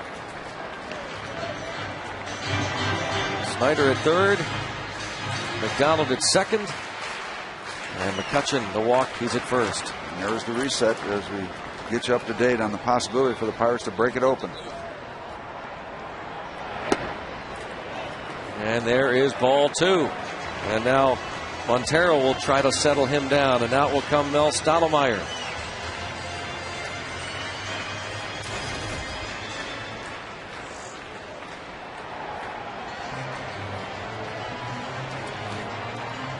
Two-0 count. Bases are loaded, so obviously no place to put Jose Tabata. The Pirates already leading at 4-1.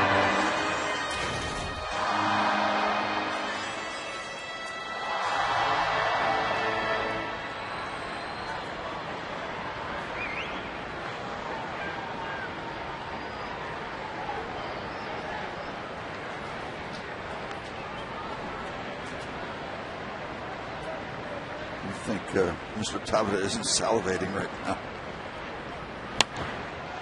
2-1. Oh.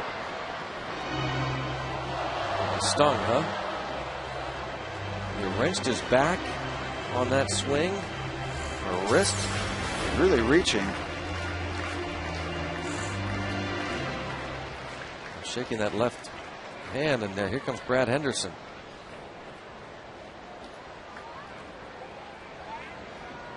Awkward swing and reach.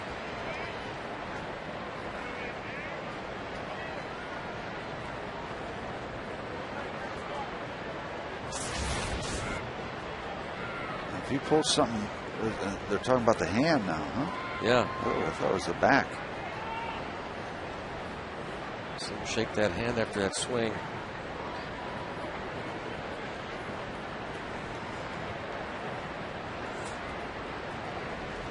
Stay in the ball game.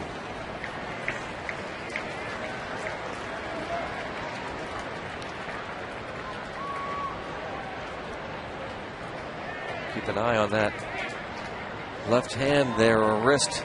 Tabata 2-1.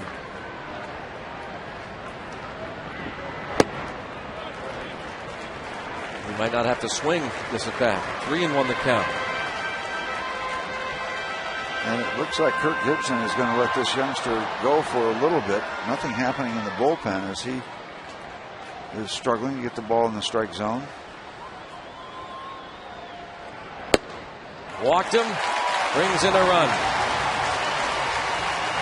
5-1 Pirates. And it's so obvious the key to this whole thing, and the possibility still exists of breaking this thing wide open, is the double, the 2-out double by James McDonald.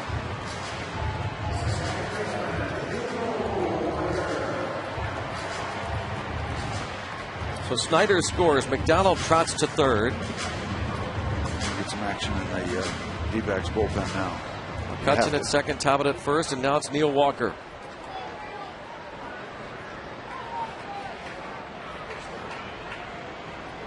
Walker has flied out and bounced to short. And this ball hit in the air to center. The Church started back, now comes in. And this will bring in two more. Ryan Church broke back, and that cost him. Big swing, just hit it off the end of the bat, and that will fool some center fielders. It fooled Ryan Church, and the Pirates keep it going. They're still in business. 7-1 Pirates lead, a 2-run single for Walker. And Ryan Church could not recover.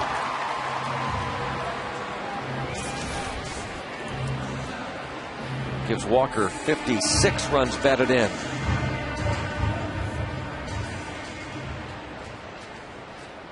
He's in the top 10 in a bunch of offensive categories among rookies, including RBIs. Neil Walker, 6th now among rookies in the RBI department. Gabby Sanchez started the day with 78. Sanchez of the Florida Marlins to lead all rookies.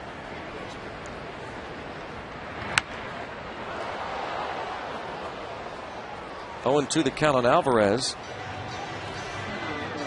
0-2.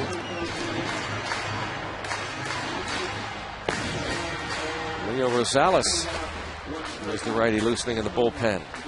So the mystery continues for Enright. The third straight outing he has been knocked around. A couple more home runs, so that's three outings. He's gotten beat up a lot, including 9 home runs.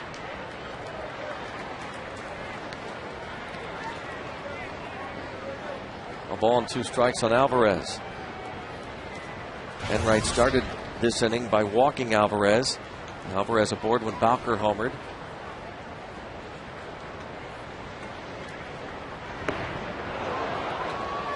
And he gets Alvarez to strike out, but the Pirates strike for 5 runs. John Bowker, his first Pirate home run, his 4th of the season.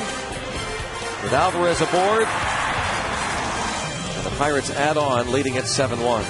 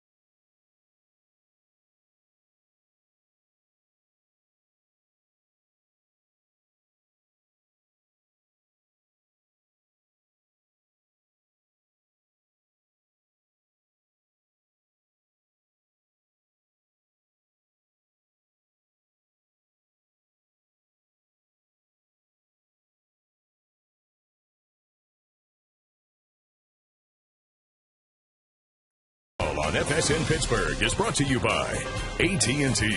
Rethink possible. And by Day Automotive. We're going to make your day.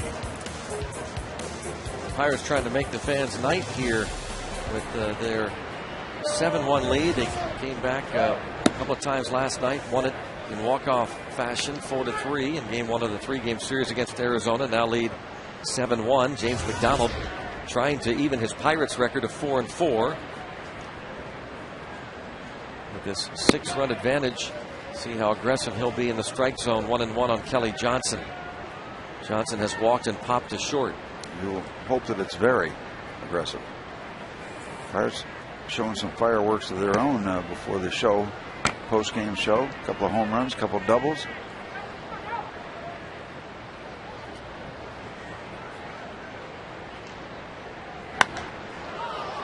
Johnson, a towering drive deep to right center field. Well gone. That one might get wet. Yeah, onto the Riverwalk and headed toward the river.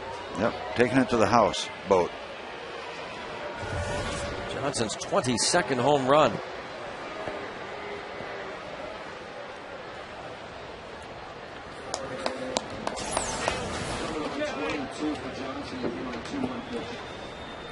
Right down Broadway.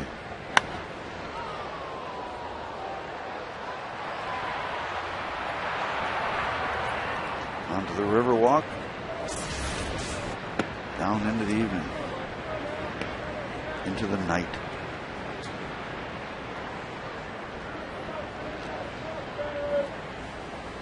There's the line you walk. You get a big lead. And there's a swing and a miss from Reynolds. Yeah, you want to throw all strikes for sure, but you don't want to groove the ball. So yeah, walk that line.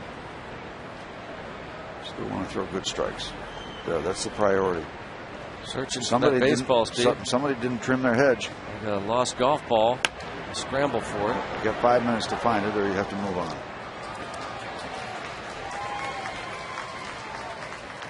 There are at least 2 or 3. I see even some more folks coming in from the Riverwalk. A mad search is on for that Kelly Johnson home run ball. Saturday night on the North Shore, down in the shrubbery.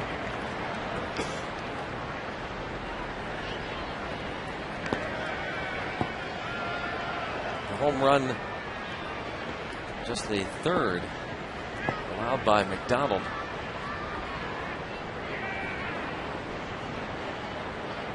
Anybody get it yet? We're going to reset the searchers here. Yep, there we go.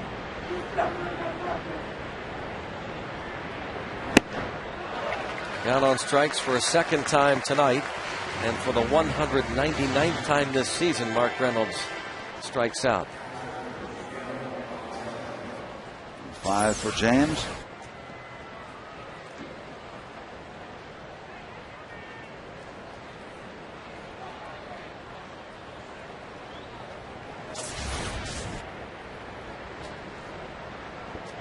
Oh, he threw it to the kid on the boat. Pretty excited too, isn't he? Yeah. Thumbs up. Well, that looks like a comfortable setting there. I think those folks got it figured out. Yep.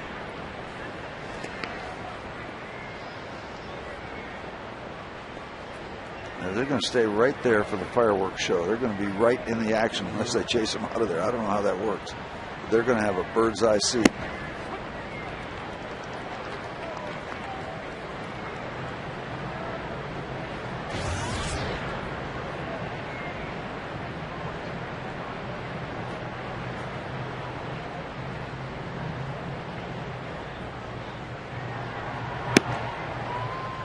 Strike. McDonald approaching the 95 pitch mark. So the bullpen is up for the Pirates. 2-2 the count.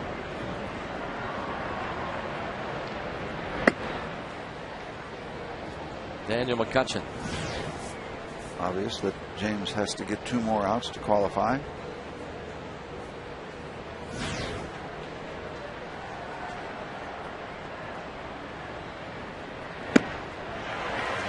Gets that one. That's interesting too, Steve, because you're John Russell. You want the win, obviously, for the team. You want McDonald to get the W, so he needs 5 innings, but he's approaching 100 pitches. They want to be careful down the stretch with these guys.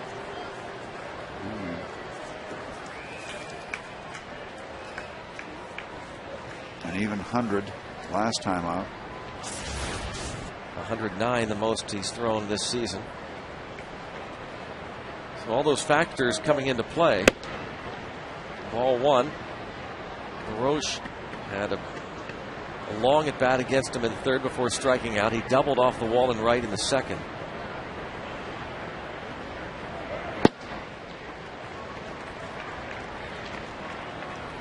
McDonald has allowed 4 hits, including the leadoff homer here in the 5th by Johnson.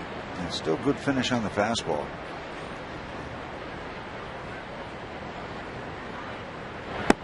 And a good downer.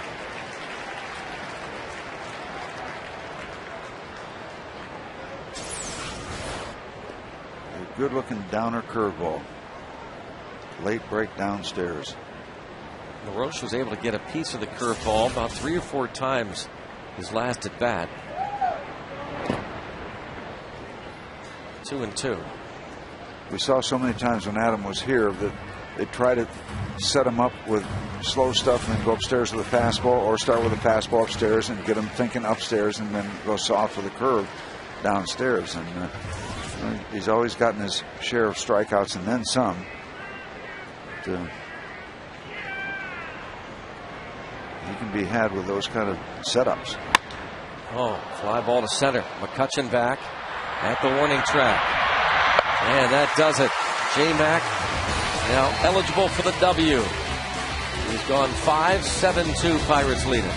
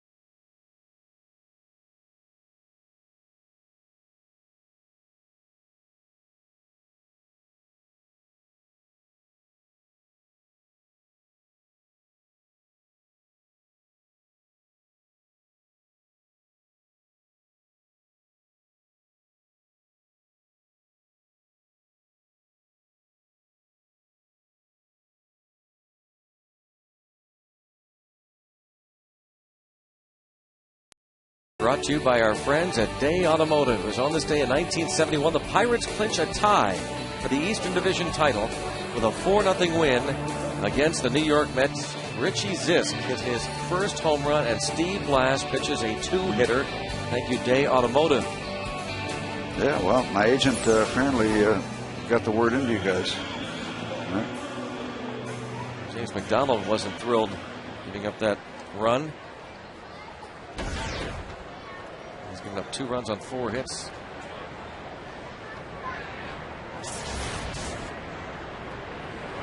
Doma takes ball 1, facing Leo Rosales, the new pitcher. By the way, Steve, you had a hit in that game. You Sure. went 1 for 3. Huh? What was time of game? It was 1 hour and 42 minutes. There we go. 1 hour and 42 minutes. Quick, Hey. tidy 2-hitter. Well, you Thank find you very out. much. Get the ball and throw it and see if your stuff's good enough that night. Boy, should say so.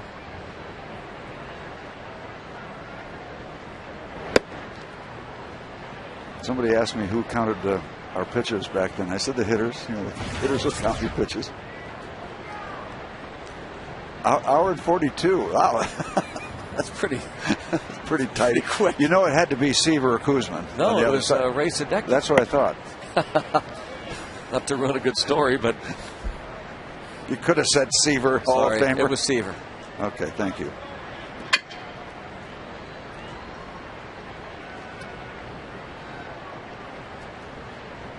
A 3-1 count on Domet. 3-2.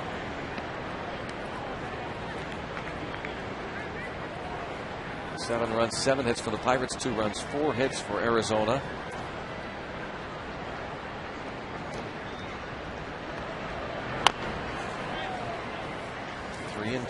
We actually had a game at Shea Stadium. Woody Fryman pitched. I think it was a one-hitter. The first batter got a base hit, and it seemed like we were back on the bus on an hour and a half. I mean, you just, you know, you hook up with another good pitcher, you can just run it real quick. You think it was that year? Maybe. No, I've set a trap, haven't I? No, I don't know. Wow, that's a seeing eye single. It's hard hit, but not much room at all between LaRoche and Kelly Johnson. And Domet found the hole. A leadoff base hit. Brings up John Bowker, the Aspen-Dental play that made you smile. First home run as a Pirate, John Bowker. Man aboard and 1 out. Home run of Barry Enright. The Aspen-Dental play that made you smile.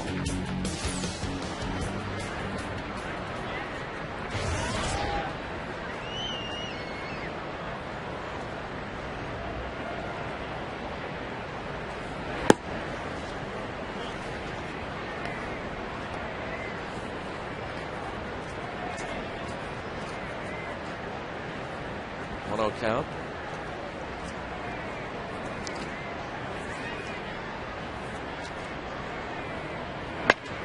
Oh, line drive stays fair into the corner. Domet into third base as Bowker Johnny blisters a double into the right field corner.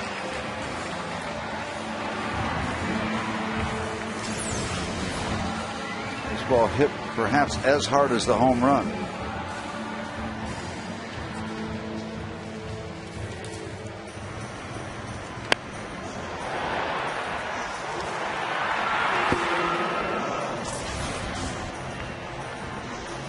Bowker's double puts runners at second and third with nobody out. Ronnie Cedeno at the plate, 0 for 2. Infield in all the way around. Well, between innings, I got a challenge for you. Woody Fryman pitched for the Pirates 1966 and 1967. That time of game probably was pretty quick, too.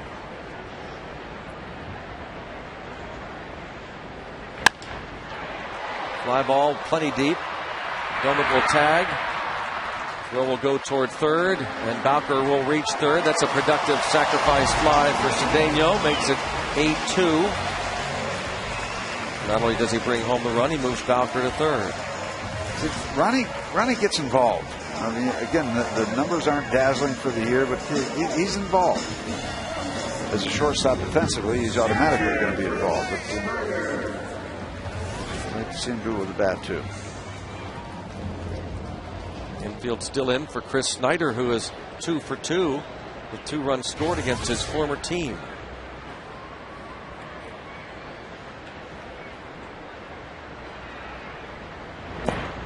Blocked by Montero.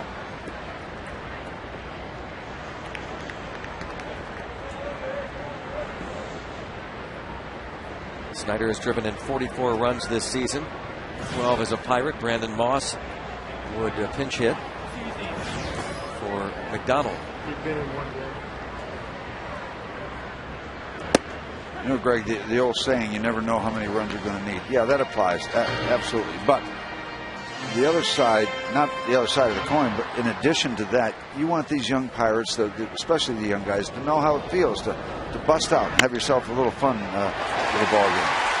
That is a fun night, huh? For Snyder, the former Diamondback. 3 for 3. 9-1.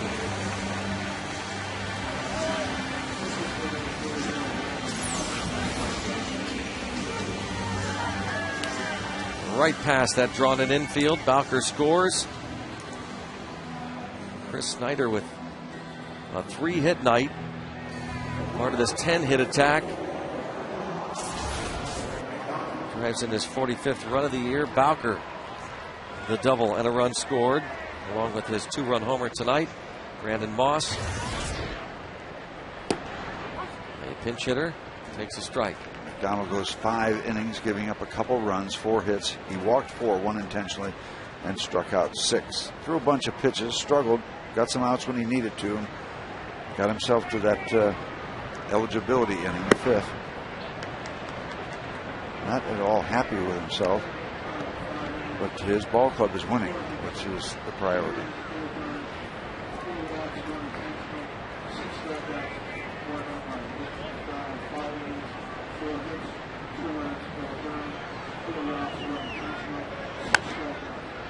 Ball and 2 strikes on Brandon Moss. He's appeared in 7 games since joining the Pirates this go-round this season. Mainly as a pinch hitter or lead inning replacement. 96 RBIs at AAA Indy this season with 22 homers. Going back to this Bowker story, as you were mentioning, you see what the Giants liked about him, the way he swings the bat. You talked about a good defensive game he had, I think, last week in Cincinnati. He's putting the bat to the baseball tonight, showing us that side of his game. Impressive home run, impressive ringing double down into the corner. Moss goes down swinging. He strikes out as a pinch hitter. Brings up the top of the order, and Andrew McCutchen, who's been busy.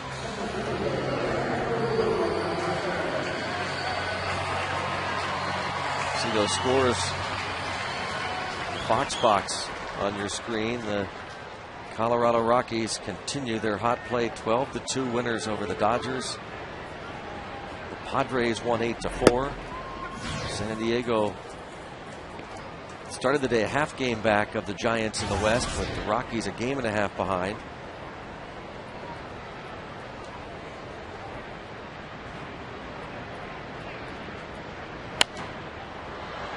San Francisco hosting Milwaukee. Getting underway shortly. 0-2 the count on McCutchen. Troy Tulowitzki with 2 home runs tonight. Tim Hudson won his 16th in the victory over the Mets. Billy Wagner his 35th save. McCutchen a fly ball toward the right field corner. And out of play as Pyro went over.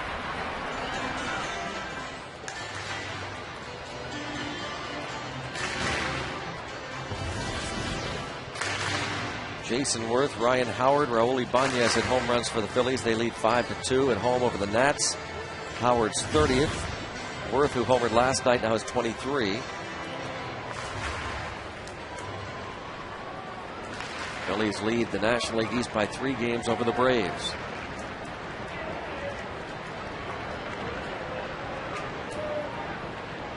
Yanks lead the Orioles 7-3 in the 6th. Rays trail the Angels 3-2 in the 7th. Yankees a half-game lead in the American League East over Tampa Bay. And a fly ball hit deep to center. Church is back, and this ball is caught by Ryan Church at the wall. McCutchen flirting with a 2-homer night. The Pirates bringing the bats out against the D-backs this evening. They pick up a couple of more as Ryan Church made the play in dead center. Leo Rosales gives up a pair, and it's 9-2 Pittsburgh.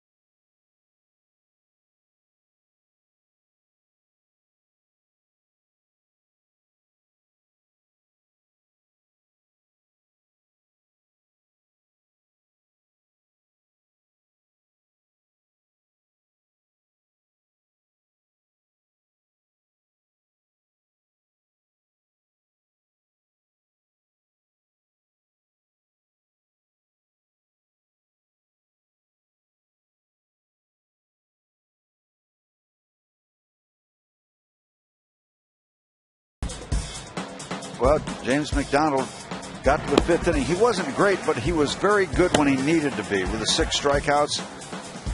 And a good many of those 6 strikeouts were accomplished when he needed them. Runners in scoring position. He had people all around. He's surrounded by snakes for the first 5 innings, but he gets the 5 in, eligible for the W.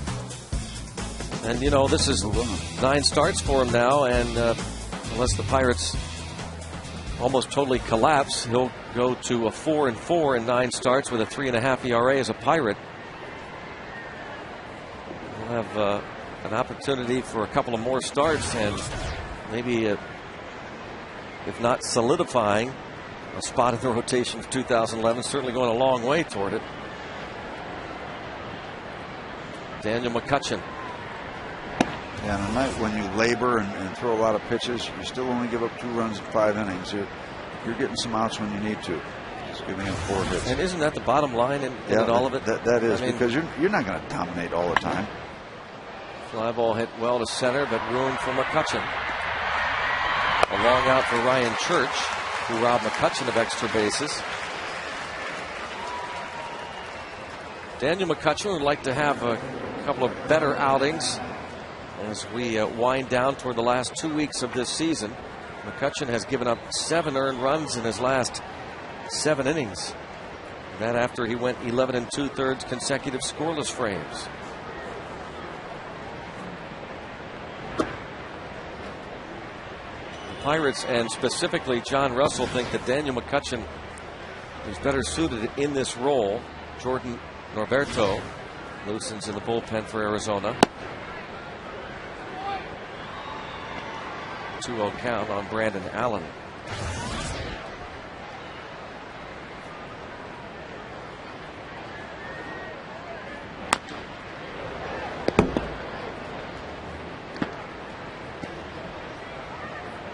McCutchen was in the rotation for the Pirates early this season. His numbers in terms of ERA, not good as a starter, but decent as a reliever. 16 relief appearances, a 3.92 ERA. Ball lined toward right center field and over Bowker's area. The Domet, rather. Domet in right. Plays that one off the short hop. Brandon Allen has himself a double with 1 away. A line drive double. Former Giant, former Diamondback star Matt Williams coaching at first base. Back on the lines. Did a little turn broadcasting. That did for a while. Had some big years for San Francisco. He was solid. Yep, third baseman. One of the great conversationalists as a third baseman, trying to get information. You see him leaning in on conferences with third base coaches and base runners at third base. Always curious, Matty. 17-year big league career. Good. Yeah. Also time with the Indians. 5-time All-Star. Won 4 Gold Gloves. Played in 3 World Series with 3 different teams. The Giants in '89, the Indians in '97, and the world champion Diamondbacks in 2001. He had that run with the Giants. Most of the All-Star years, I think, divided maybe between the Giants and the Diamondbacks. He might have been the best third baseman in the National League during that stretch.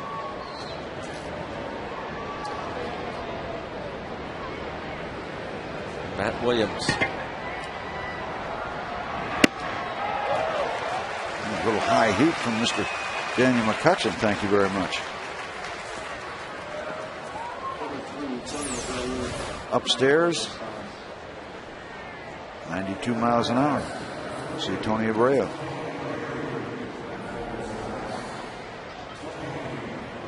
The AGH cam shows the strikeout of Gerardo Parra by Daniel McCutchen.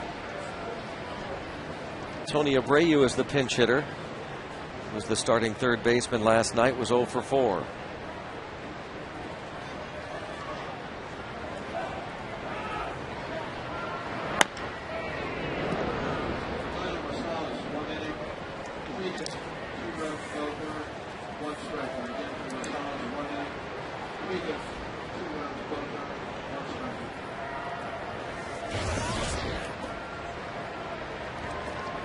0-1 the count on the pinch hitter. And the Diamondbacks will go deep into the bullpen. Rosales is done. Dribbler, that's trouble. Snyder, a nice try. And a safe call at first. Swinging bunt single for Abreu.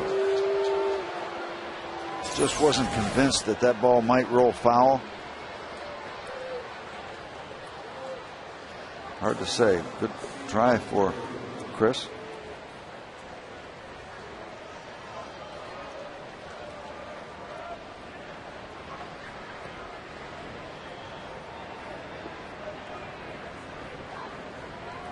The look from Snyder, the reaction, did he get him? A safe call at first, and Snyder can't believe it. That close.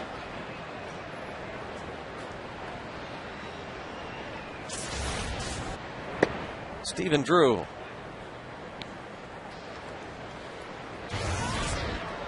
Drew tonight 0 for 3.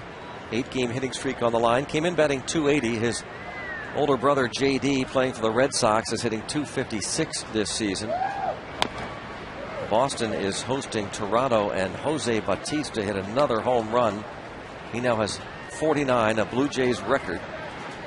Unbelievable. Yep.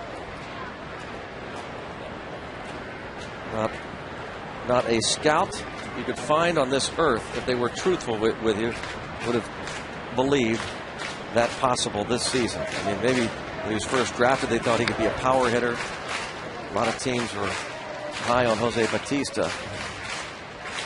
But to think he's on the verge of 50 home runs, no chance.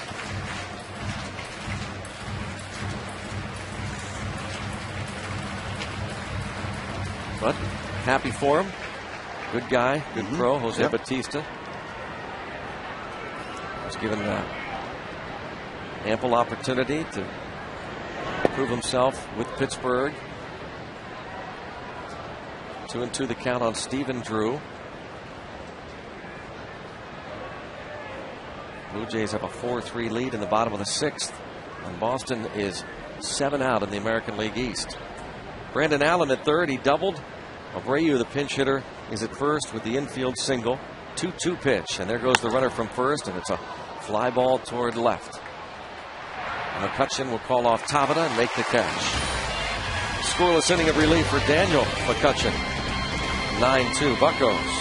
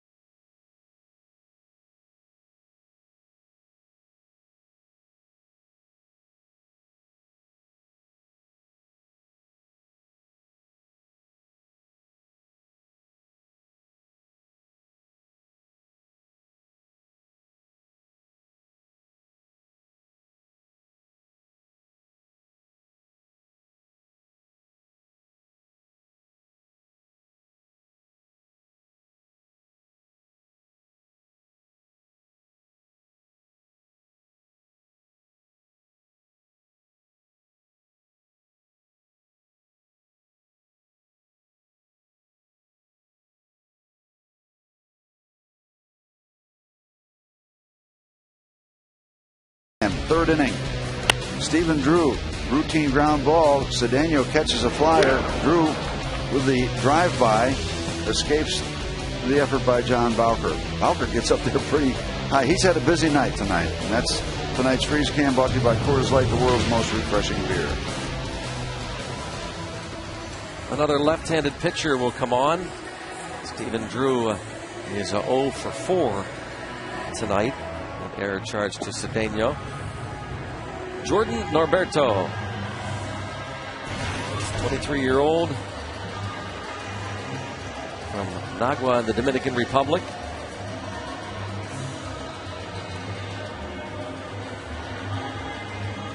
His numbers at the big league level this season. His first stint in the major leagues. Recalled from their AAA club in Reno on the 4th of July. Up and down a couple of times this season. Jose Tabata starts things off for the Pirates. He walked with the bases loaded in the 4th inning. That forced in a run. He doubled in the 3rd, and he flied out his first at bat.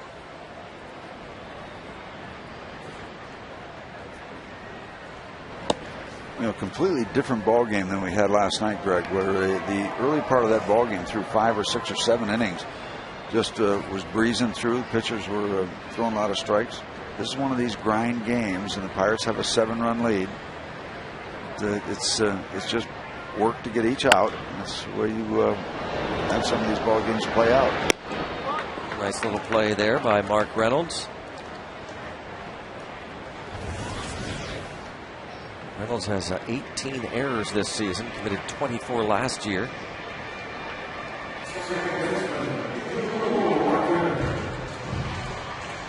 Neil Walker, 2-run single in the 4th. You talk about time of games. I'd like to get just an average time of the Greg Maddux wins. Oh, yeah. Yep.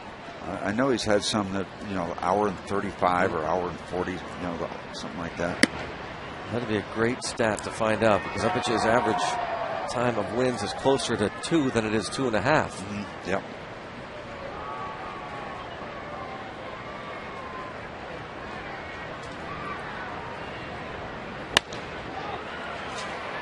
To center field, Walker will be retired on a fly ball to Ryan Church. 2 up and 2 down. The Pirates have not been retired in order yet tonight, nor have the Diamondbacks. Although Enright just did face the minimum first 2 innings with help from caught stealing and a double play. Alvarez has been on base via the free pass and has scored a run.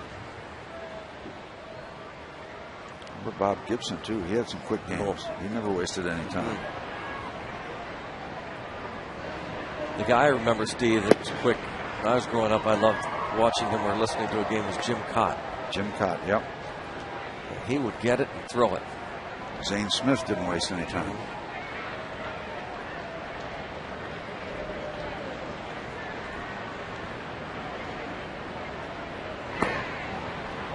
Bob Walk comes to mind. No, it doesn't. Not for quick ball games. Walkie, he's interesting. During rain delays, he'll pick. We'll show a game where Walkie pitched, and he'll watch himself, and he goes crazy. And he gets so mad at himself. It's funny to watch him. It's hilarious to watch him watch himself. Throw the ball. Throw the ball. What are you thinking about? Yeah.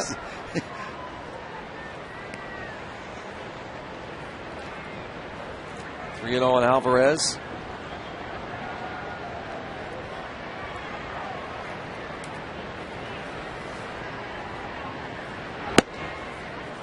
He takes a strike.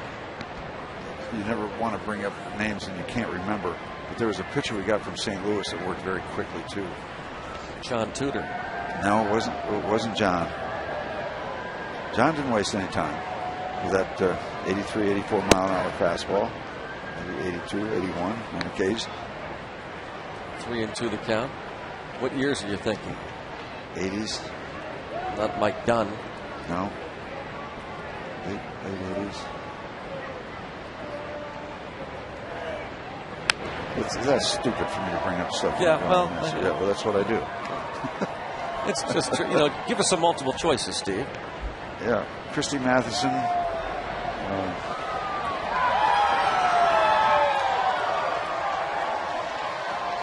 3-2 count on Alvarez. It stays 3-2.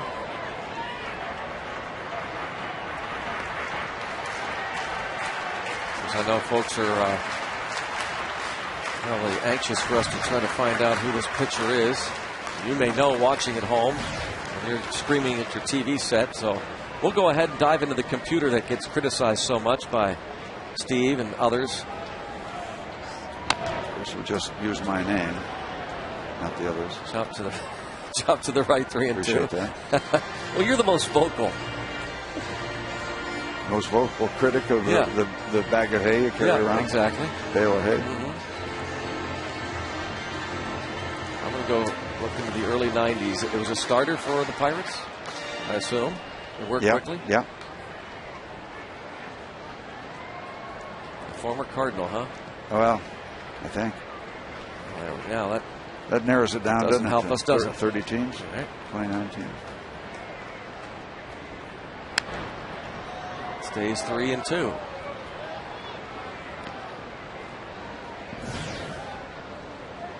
Two outs, nobody on. He was not on any of the division-winning teams. He was not. No.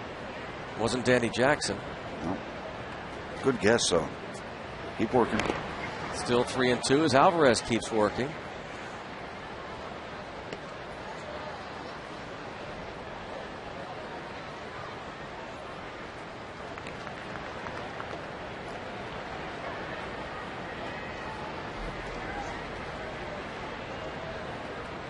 So 2.5 hours into the 6th as Alvarez hits a drive toward left center. Church on his horse makes a nice running grab toward the notch near the 410 sign. Alvarez gave it a ride and Church tracked it down.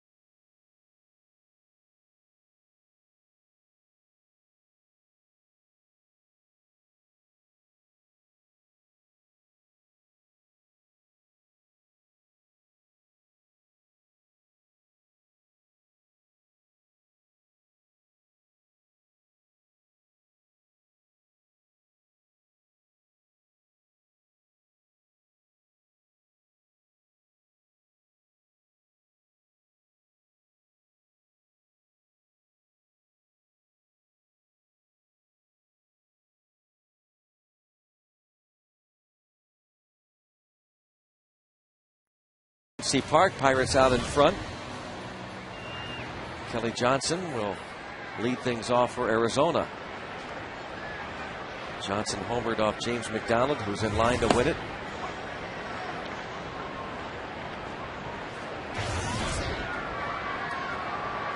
We finally got the guy that Steve was thinking of, that former Cardinal. Was a former Cardinal. Yeah, Dave LaPointe. Pirates got him from the White Sox in a trade. He worked very fast, very fast.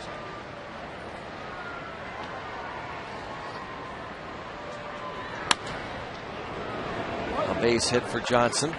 He's on base for the 3rd time. Check out the easytouse.com minor league connection. Altoona 6 outs away from its first ever Eastern League championship and another strong start. Tonight it was Justin Wilson. 7 innings, 5-hit shutout ball. He's 2-0 already in the playoffs. Postseason play. Altoona defeated Trenton 5-0 last night to take the 2-1 lead in this best-of-5 series. Anthony Norman, a couple of hits last night, and a home run. Tonight, Matt Haig, Jim Negridge, the Pitt product, very much involved. Base hit puts runners at first and second.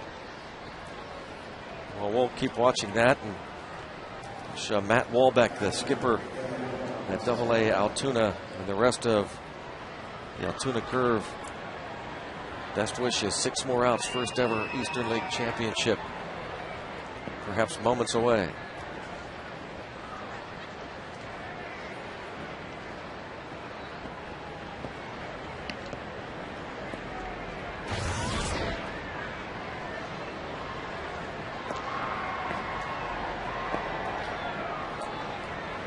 Miguel Montero is hit into a double play, walked and struck out.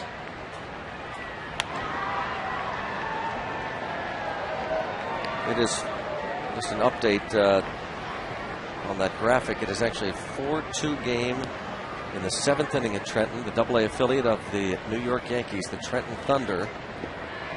Tony Watson, pitching 6 innings of 5-hit ball tonight, has struck out 10. Ball fouled out of play. Deep going curve. Last night, Justin Wilson, 7 innings of shutout ball, 2-0 in the playoffs.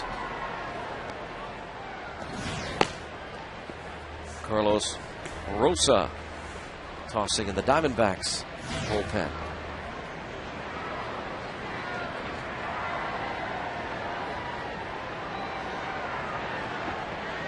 Let's just get this thing settled down here so Diamondbacks don't get on some kind of a run. Get that one out just to get their attention.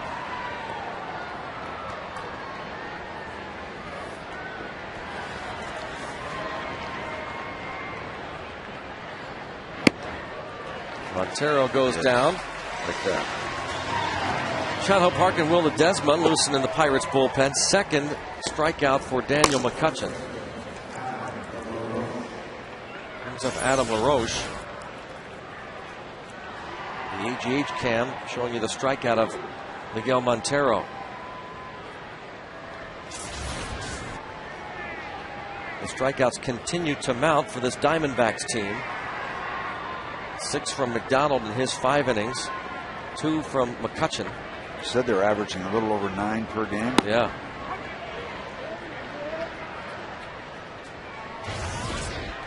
Said they are well on their way to breaking the all-time record. Augie Ojeda quoted the other day in a story about the Diamondbacks heading toward the strikeout record. The veteran infielder said, "We've talked about this just about every day among ourselves.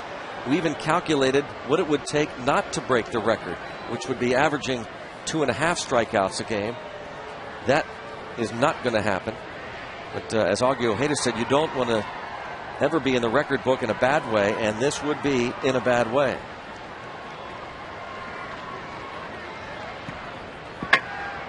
They just faced the Reds in this on this road trip, and another one, and that one, LaRoche strikes out of the ball well out of the zone upstairs. Brings up Ryan Church. He's 1 for 3 with the bat. He's 2 for 3 defensively. 2 terrific plays out in the outfield, but made a bad start on the ball Neil Walker hit early in the ball game to give up 2 runs. A couple of terrific catches. He takes strike 1.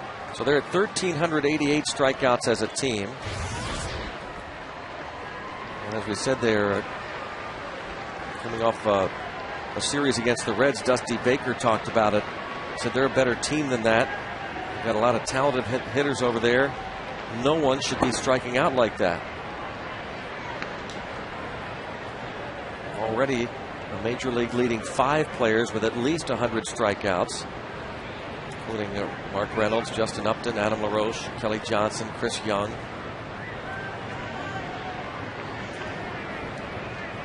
So many times with the players striking out a lot, who takes the hit at the end of the season?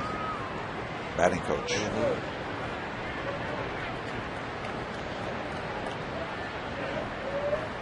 Stephen Drew is another one on his way to 100 punch-outs. He's at 94.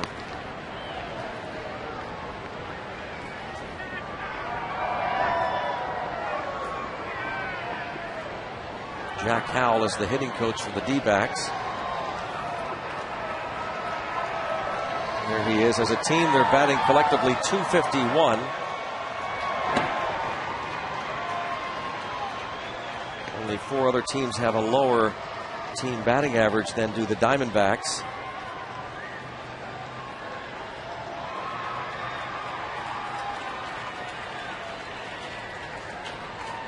Well, along with a lot of strikeouts, they hit a lot of homers, led by Reynolds.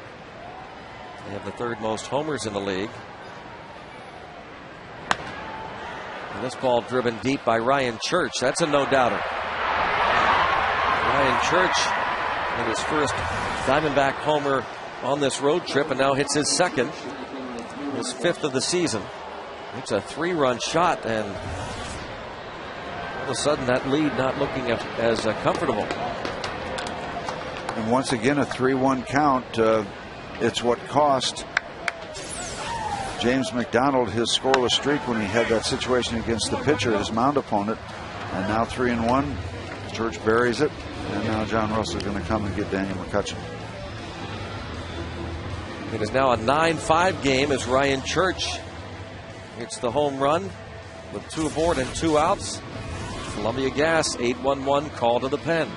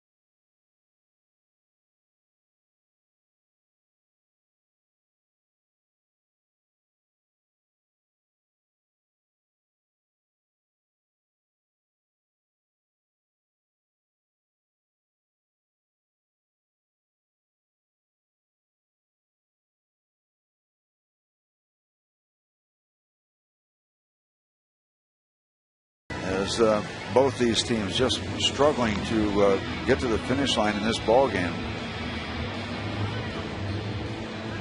There's going to be lots of action in the bullpen. This is one of these games where you just struggle for each and every out. Danny McCutchen, a chance for a clean appearance. It doesn't work.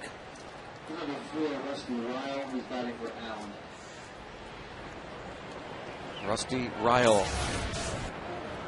A pinch hit for Brandon Allen. Allen, the lefty. Greg, you have a history with this young man. Ryle 0 for 3 last night. Well, his dad played in the minor leagues for the Pirates in Buffalo, and briefly played for the Pirates in 1990. Mark Ryle, one of the real good guys in baseball for a lot of years, his dad, Mark. And now Rusty with the Diamondbacks.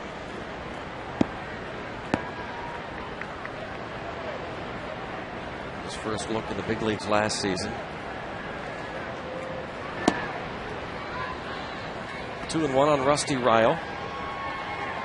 His father Mark also played for the Royals, White Sox, and Angels in his big league career.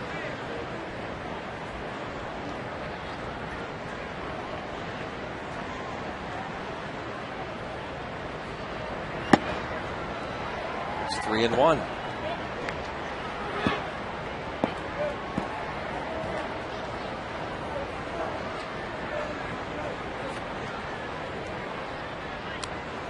You think the Twins might have put the nail in the coffin for the White Sox today? They won, the White Sox lost, now it's 10. Yeah. You have to believe that's over for sure, huh?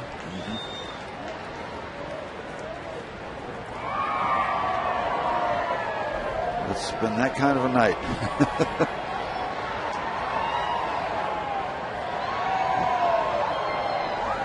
If they hang around, there'll be a wake-up call when those fireworks start going on.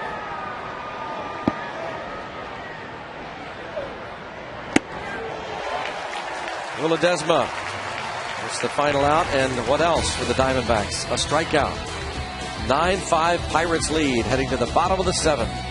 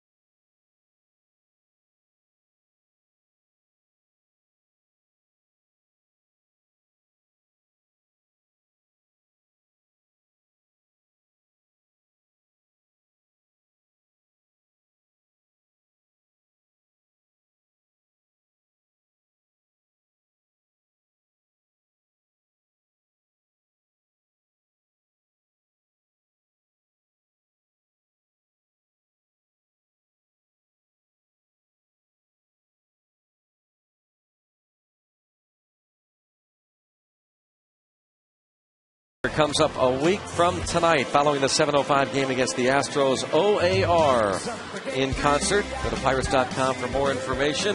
OAR, one of America's favorite pop jam bands, going to be performing all their hits following the 7:05 game against Houston a week from tonight.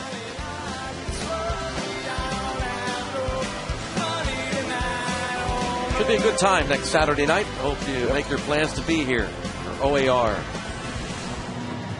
Rusty Ryle stays in the game. He's in left. Is it Carlos Rosa coming on? There was some bullpen phone problems.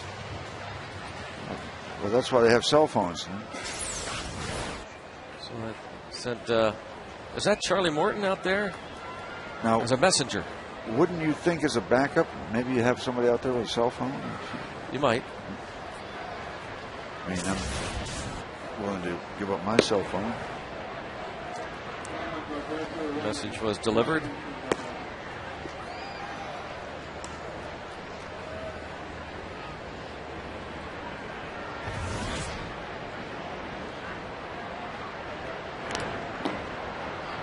One ball, one strike.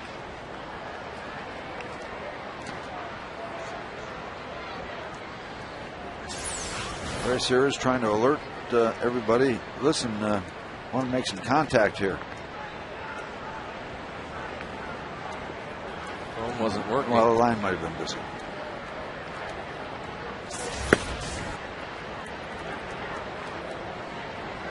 I remember back in the days when guys used to switch phones. I remember Mo Drabowski was famous, a pitcher that would somehow get hooked into the other team's phone. As a prank. As a prank and start having guys warming up. So just called, they want you to warm up. whatever they can, signaling. Come on, Charlie. Hey, Charlie, do me a favor.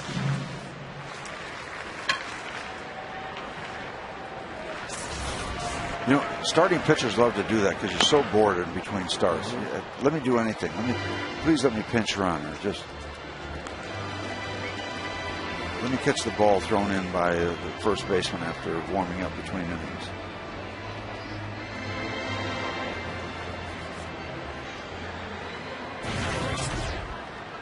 There was a day back in the day when Pirate pitchers, if you were going to pitch the next day, you could sit in the stands back at home plate at Forbes Field and just chart pitches until they found out Bob Veal was giving the guy a $20 bill to chart the pitches, and he'd go home. They had it going for a while.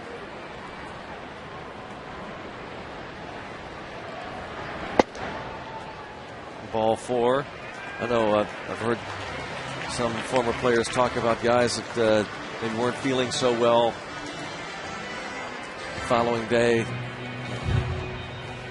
Maybe bullpen guys, rather than hang out at the bullpen, they would just hide wherever they could. Oh, yeah. Well, you worked in Buffalo. You knew War Memorial Stadium. I had a fellow pitcher, teammate. We were playing at Columbus, AAA. We'd go up to Buffalo to play, and stayed up all night playing cards one night. And we hid this particular teammate of mine in the tube that you roll the tarp up on, until Larry Shepard said, "Get so-and-so up." And if he's listening tonight, he'll know exactly who I'm talking about, because he still lives in Pittsburgh. Was he actually really in hiding in the rolled up in the tube? He wasn't hiding. He was sleeping. And I was told by Larry Shepard, just like Charlie Morton, go out to the bullpen. I was told to go down. If we can hold that right there. Okay, so we'll come back to that. The pitch is being delivered, but that was open in this particular situation. It was a base hit. Oh, John Bowker, have yourself a night. 3 hits, a homer, a double, and a single.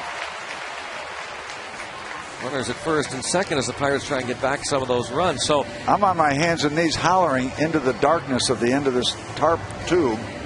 Again, and I didn't have the cover like that. Yeah, it was open there. So I'm hitting this thing with a fungo bat to wake my buddy up. Who's inside that Who's thing? in there sleeping, and every time I hit it with a fungo bat, the nasty moss and dirt and nasty stuff is falling all over him. He comes out like a bear out of hibernation when I wake him up, and he starts warming up, and every pitch he threw, a big puff of dirt, nasty stuff would come off the back of his uniform. It was pretty good theater. But I had a lot of fun, because I had the fungo down there beating on the tarp, wake him up. Nice wake-up call. Roller up the first baseline. Cedeno. It's a sacrifice, moving runners to second and third.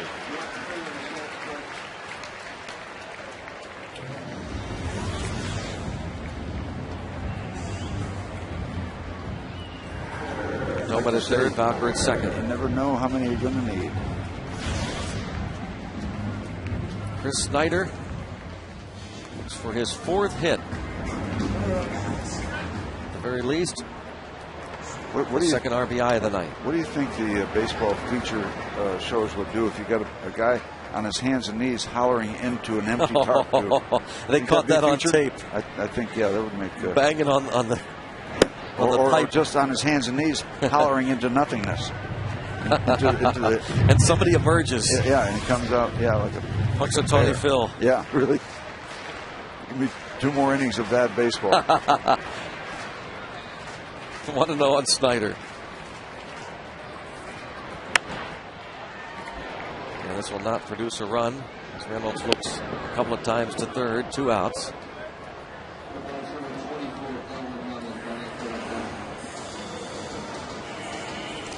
Delwyn Young, Pee-wee, D.Y., Del Y, some of his nicknames.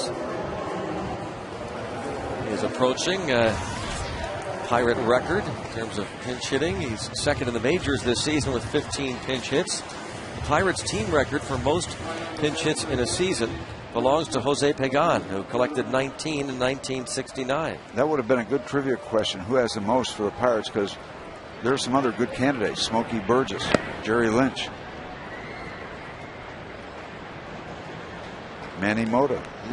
Manny Mota for a while was up near the top of that list for everybody.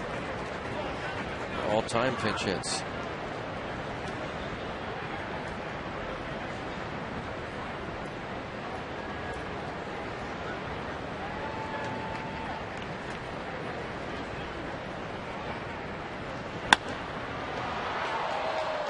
Right center field, Ryan Church. Pirates strand a couple. We'll move on to the 8th inning here at PNC Park. Pirates leading the D-backs 9-5.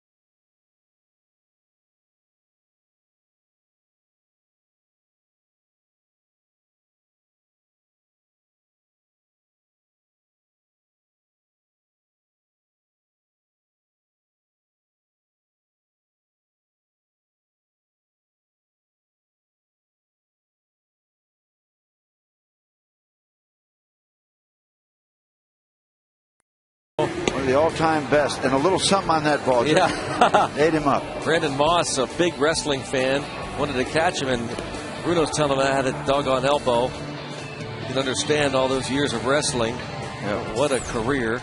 Yeah, and if you say anything, Brandon, he'll put you in an airplane spin. Now, he wrestled against the best. I remember Killer Kowalski, Gorgeous George, all those guys. It's maybe amazing. Yukon Eric. Bruno headlined and sold out Madison Square Garden a record 187 times. Dapper Dan Award winner this year. And still going strong at 75, right? 75, He'll turn 75 next month. And he's such a great guy. He's great to be around. He loves his hometown of Pittsburgh. He's a fun guy.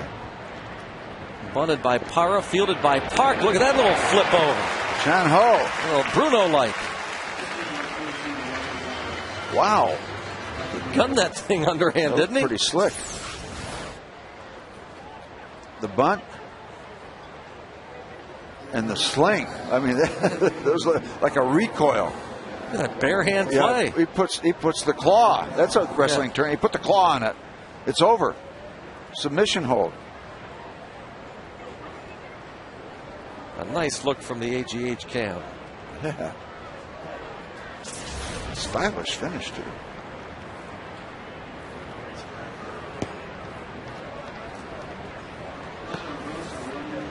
Batter Ryan Roberts.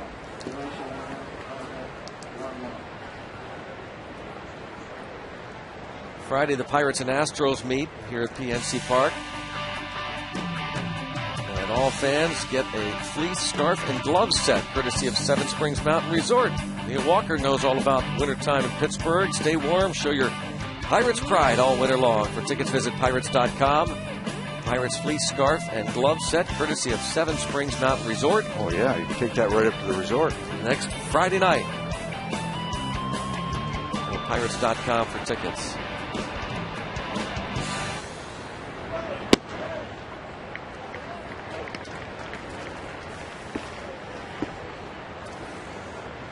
Ryan Roberts bats for Carlos Rosa.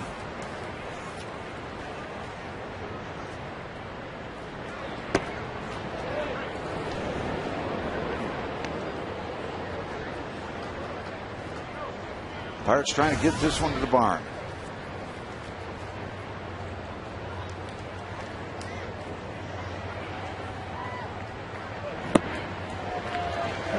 The lead the entire ball game. At one time it was 9-2, now 9-5. For 5 more outs.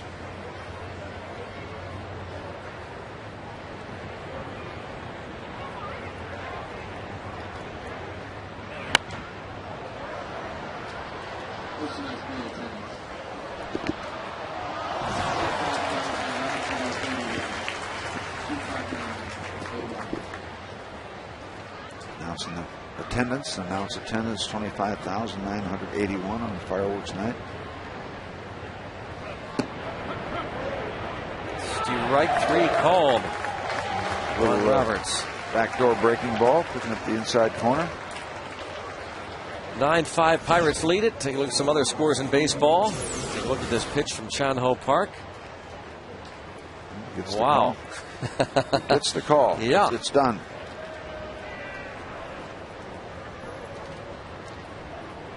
Chan-Ho Park has done a nice job after kind of a edgy beginning for his time with the Pirates.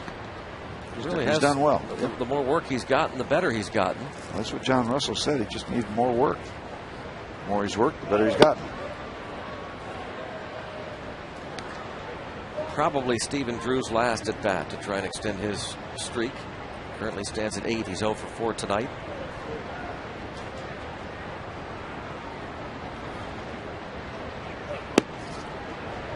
The Altoona curve adds another run onto its lead at Trenton, leading at 5-2. 9th inning.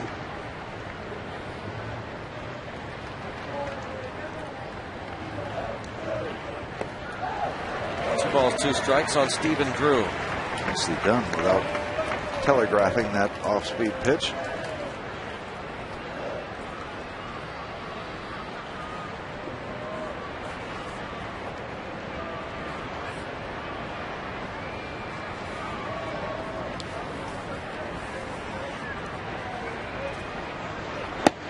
Did he go? Yep. A couple of strikeouts for Chan-Ho Park. And a 1-2-3, top of the 8th inning. Mark it down. It's the first time an opponent has been retired 1-2-3.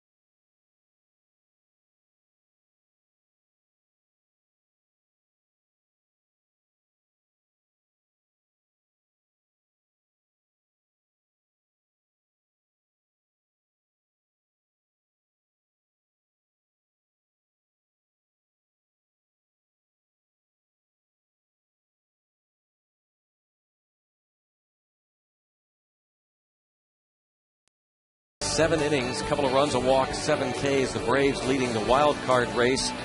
And Troy Tulowitzki, part of that wild card race, 2 more homers. Rockies a game back in the West. Ryan Ludwig, a 3-run homer in the 9th, beat the Cardinals 8-4.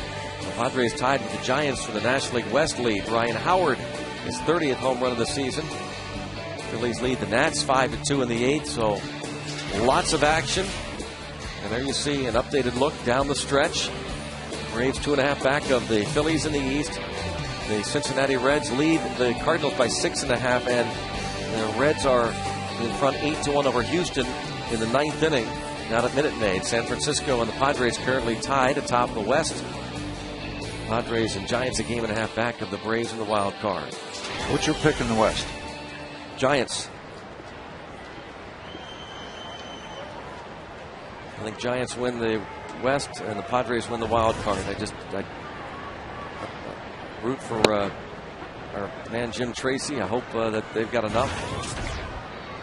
I want Colorado to win the division and Bobby Cox to get in the playoffs. That'd be great. Yep. That would be great.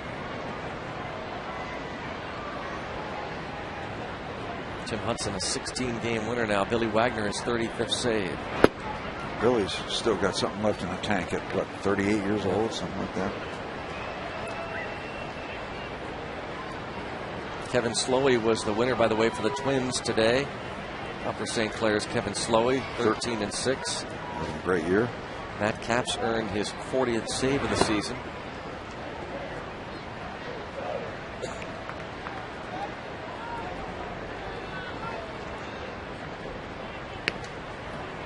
Sam Demmel takes over.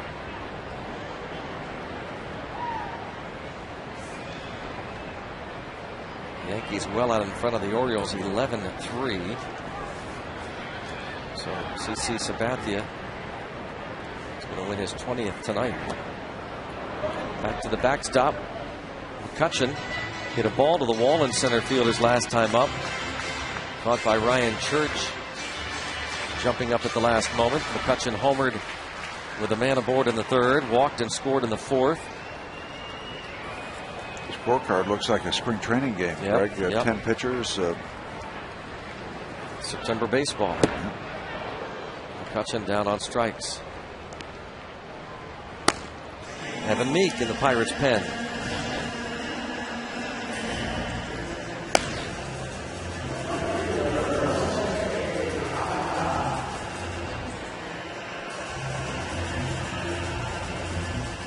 Tabata has fly to right, doubled, walked in a run, and bounced to 3rd.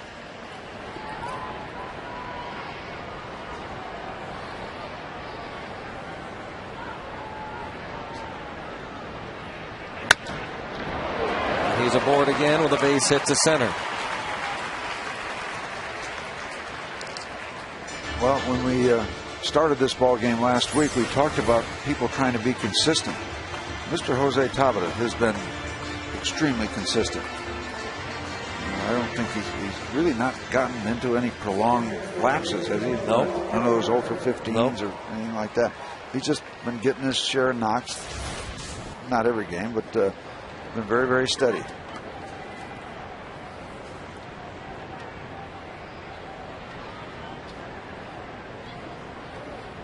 Was it way back when we heard that the Yankees really were reluctant to give him up in that exchange?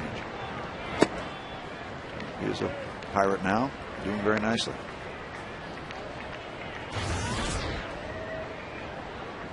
Walker a 2-run single in the 4th. Kind of gift wrap, but he'll take it.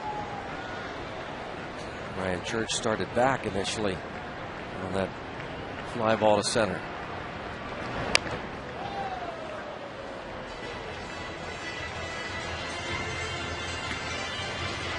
So a 2 RBI night for Walker and a base hit. McCutchen 1 for 3 with a 2-run homer, a couple of runs scored. Tabata 2 for 4 on base 3 times. Alvarez on deck, walked and scored. Domit before departing on base 3 times, a hit, 2 walks. John Bowker 3 hits tonight, including a 2-run homer, a double, a single. Ronnie Cedeno contributed with a sacrifice fly. Chris Snyder 3 hits. James McDonald, his first major league hit was a double in the 4th inning. He's in line to win it.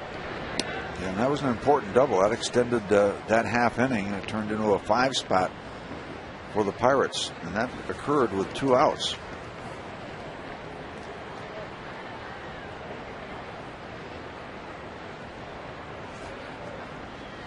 Kept it going.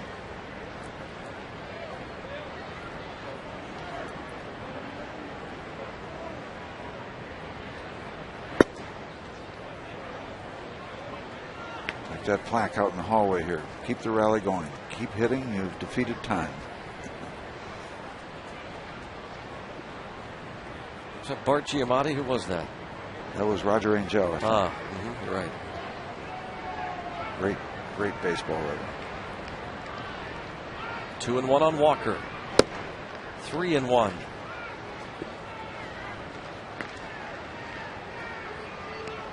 you have to do is succeed utterly. Keep hitting, keep the rally alive, and you defeated time and you remain forever young. It's about the essence of the game of baseball, that time is measured only in outs.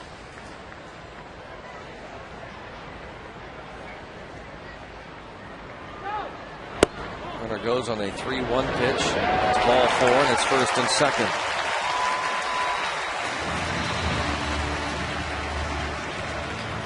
Tabata took off on the 3-1 pitch. A free pass. It's the 7th base on balls the Pirates have received from various Diamondbacks pitchers.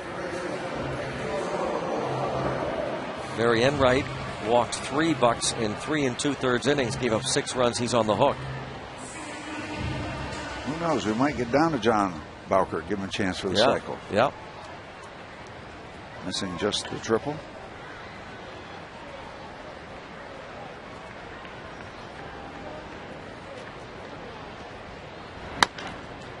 Bounce to LaRoche, throws to second and to first. Inning-ending double play. 9-5. Pirates in front. Head to the 9th. Kelly Johnson, Mark Reynolds, and Miguel Montero will bat for the D-backs against Devin Meek.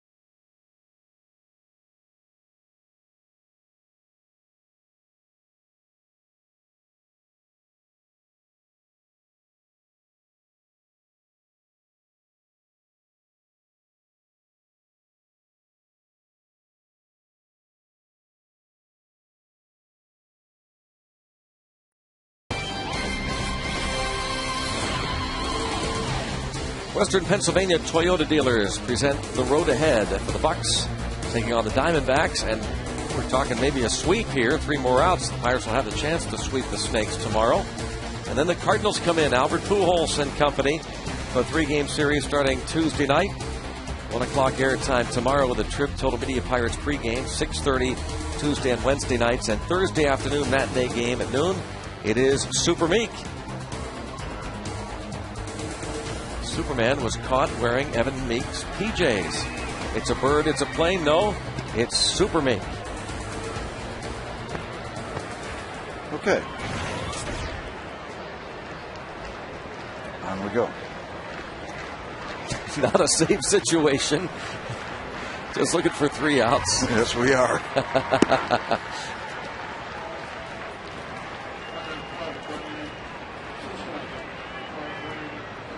McDonald, McCutcheon, Ledesma, Park, and Meek.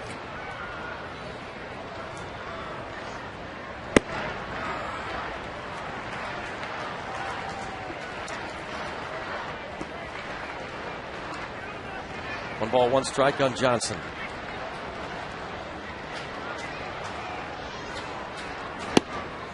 Strike call.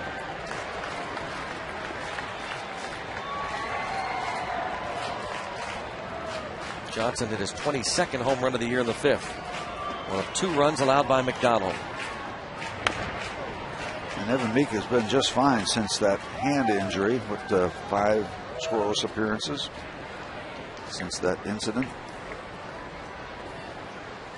Tomorrow we get a look at one of a phenom story. Daniel Hudson, 6-1.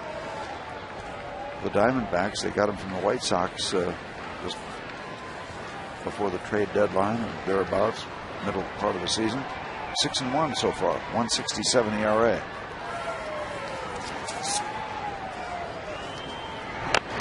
Tapper foul. Up against Zach Duke.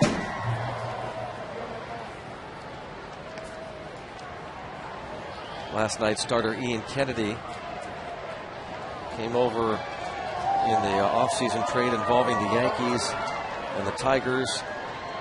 Edwin Jackson was involved in that deal. He came to the Diamondbacks, and then they made the deadline deal to the White Sox to get Daniel Hudson. 1 ball, 2 strikes on Kelly Johnson.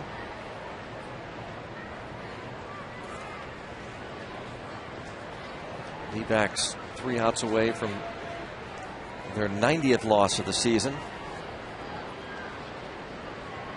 They would go to 59-90. The Pirates would win their 50th. 50-98, and again much better here at home.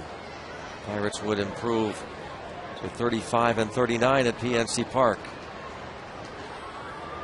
The D-backs would lose their 50th road game.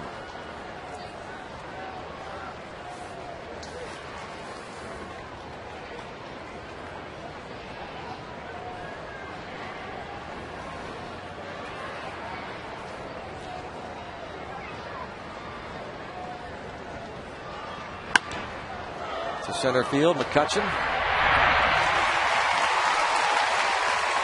Kelly Johnson is retired.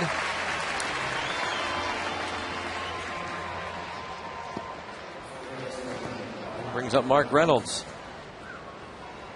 A couple more Ks for Mark tonight.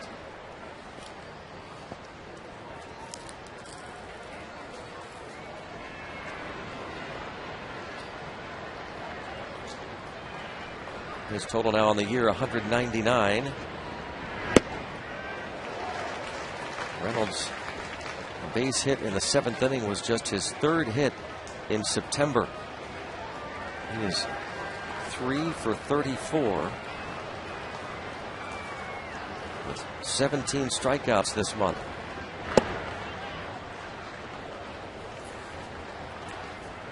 A ball and a strike on Reynolds. 32 home runs. Tied for 4th with Carlos Gonzalez of the Rockies. Albert Pujols has 39 to lead the senior circuit. Tight and quick. 2-1.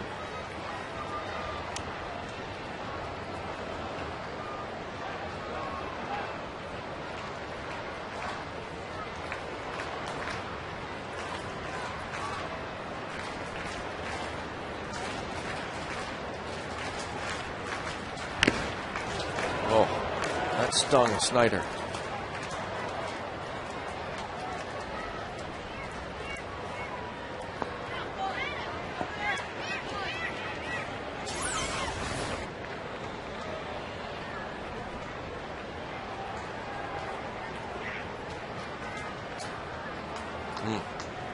The HGH cam shows you why he's in pain.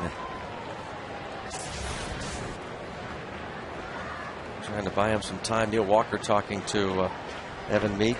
You are protected pretty much from serious injury, but boy, you take some shots and they hurt. because you want to wear the lightest protection you can get. You know, the mask and the chest protector.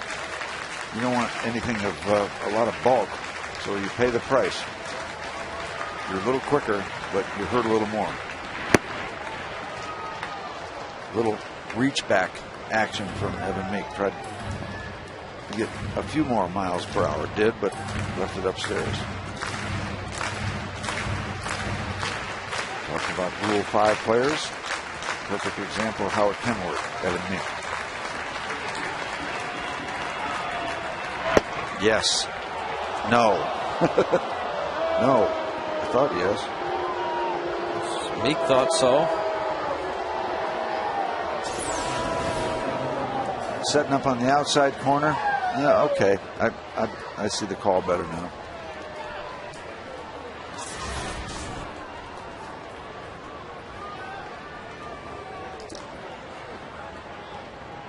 Walk to Reynolds. Hey, congratulations to the Altoona Curve. Indeed. They win their first ever Eastern League title, a 5-2 victory over the Trenton Thunder of the New York Yankees organization. Evan Meek played in Altoona a couple years ago. A lot of hard work. All the folks involved, the manager Matt Walbeck, Tom Filer, the pitching coach Ryan Long, the hitting coach of that team.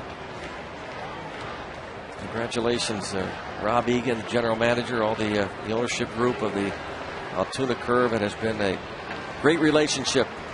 It has been, indeed. Pirates in the Altoona Curve, and they win tonight, their first ever Eastern League championship. And we will look forward to a stop there in the Caravan for sure during the off season. And it'll be a fun stop, as it always is. But just a little frosting on the cake. And hanging the banners up.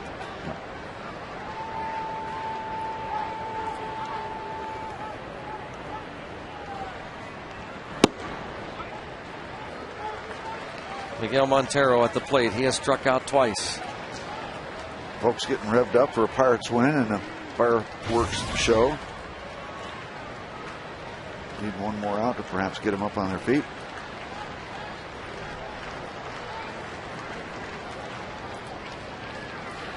It is the 9th, isn't it? Yes, sir. Okay. 2-1 count.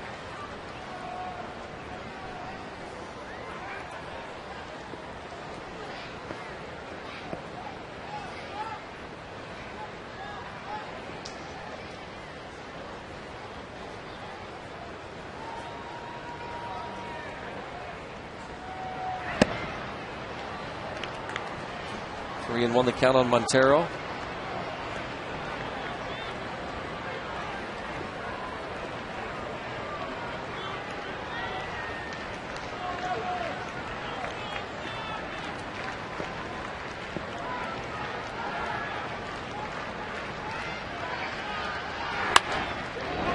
Ground ball to second. On to first. They let Reynolds go uncontested to second. No reason to pay any attention to him. 2 outs. Now they're down to their last out. AGH Sports Medicine Pirates post-game show with highlights and analysis. Dan Potash and Kent DeColby. We'll have that program for you. Steve and I will talk to one of the Pirates. See if we can't maybe talk to John Bowker, who had a big night tonight, 3 for 4. Andrew McCutcheon had a big night. Pirate offense with 12 hits and 9 runs. Chris Snyder with 3 knocks. Big night for the former D-back, Chris Snyder, facing his former club for the first time. And Adam LaRoche facing his former team.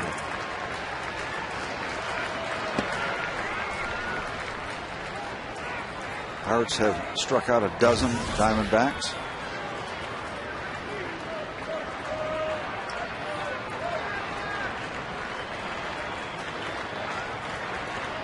One ball, one strike on LaRoche. 2 outs. 2-1. Thanks to all the folks in the truck tonight.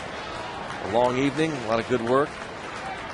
Becky Hiranko Wood especially doing a great job.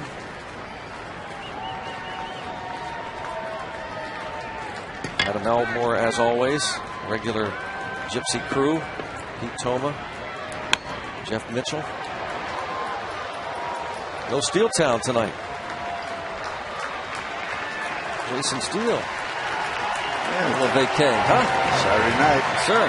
Very nice. The Save TUR DAY night. He and Sophie, I understand, are here tonight at the game and enjoying this one, as are nearly 26,000 fans. 2-2. Do it, Evan. Wrap it up right here, Evan Meek. Nope, not yet. 3-2.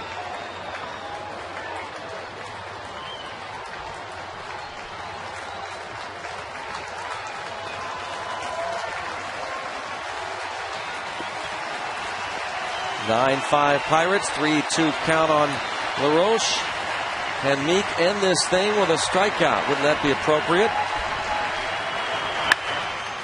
Not over yet. The base hit to center for Adam LaRoche, his 92nd RBI. Reynolds scores. 9-6. This one came back as fast to Evan as he delivered it.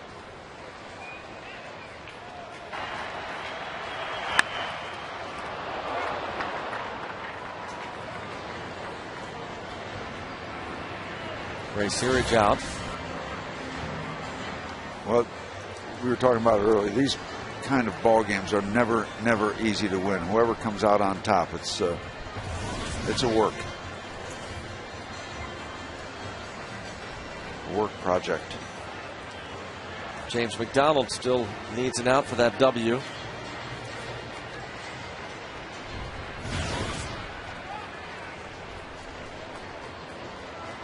Ryan Dowitt seated next to Andy LaRoche.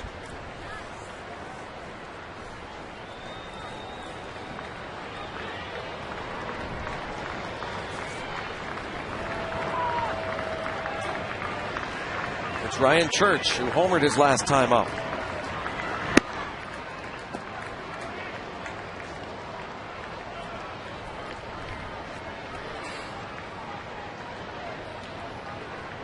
No reason that Evan Meek should be spared. He'll throw his 27th pitch in this inning. Everybody else has been trying to grind it out. John Hope Park, a very impressive 1-2-3 8th inning. They struck out 2. 1 ball, 1 strike to count on Ryan Church. Hitting .203 on the year with 5 home runs.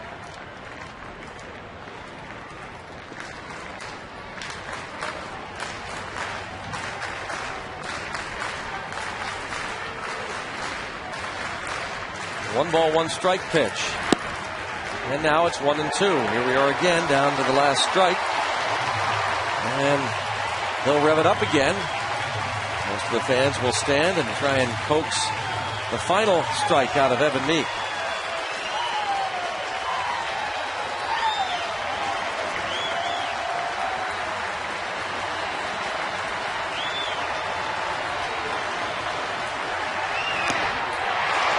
Just getting a piece of it.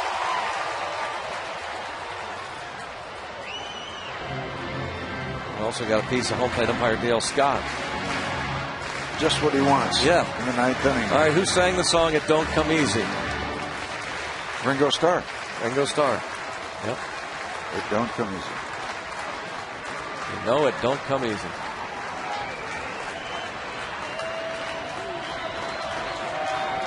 With the long and winding road. 1-2 pitch. 2-2. How about MacArthur Park? Richard Harris. You know, I referenced that, don't you? Someone left the cake out in the rain. Well, a rather lengthy tune. It was. MacArthur Park, as American Pie. Yeah. It was a long song. Yeah.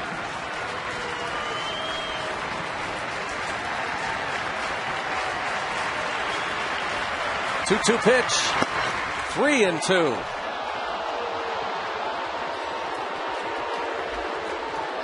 .31 pitches for Meek, and the bad thing about this, of course, is that the longer he throws tonight, the less likely he'd be available tomorrow in case of a tight game. Last night, Joe Hanrahan went 1 1/3. He tried to get 2 innings out of him. 3-2 pitch. And a pop-up.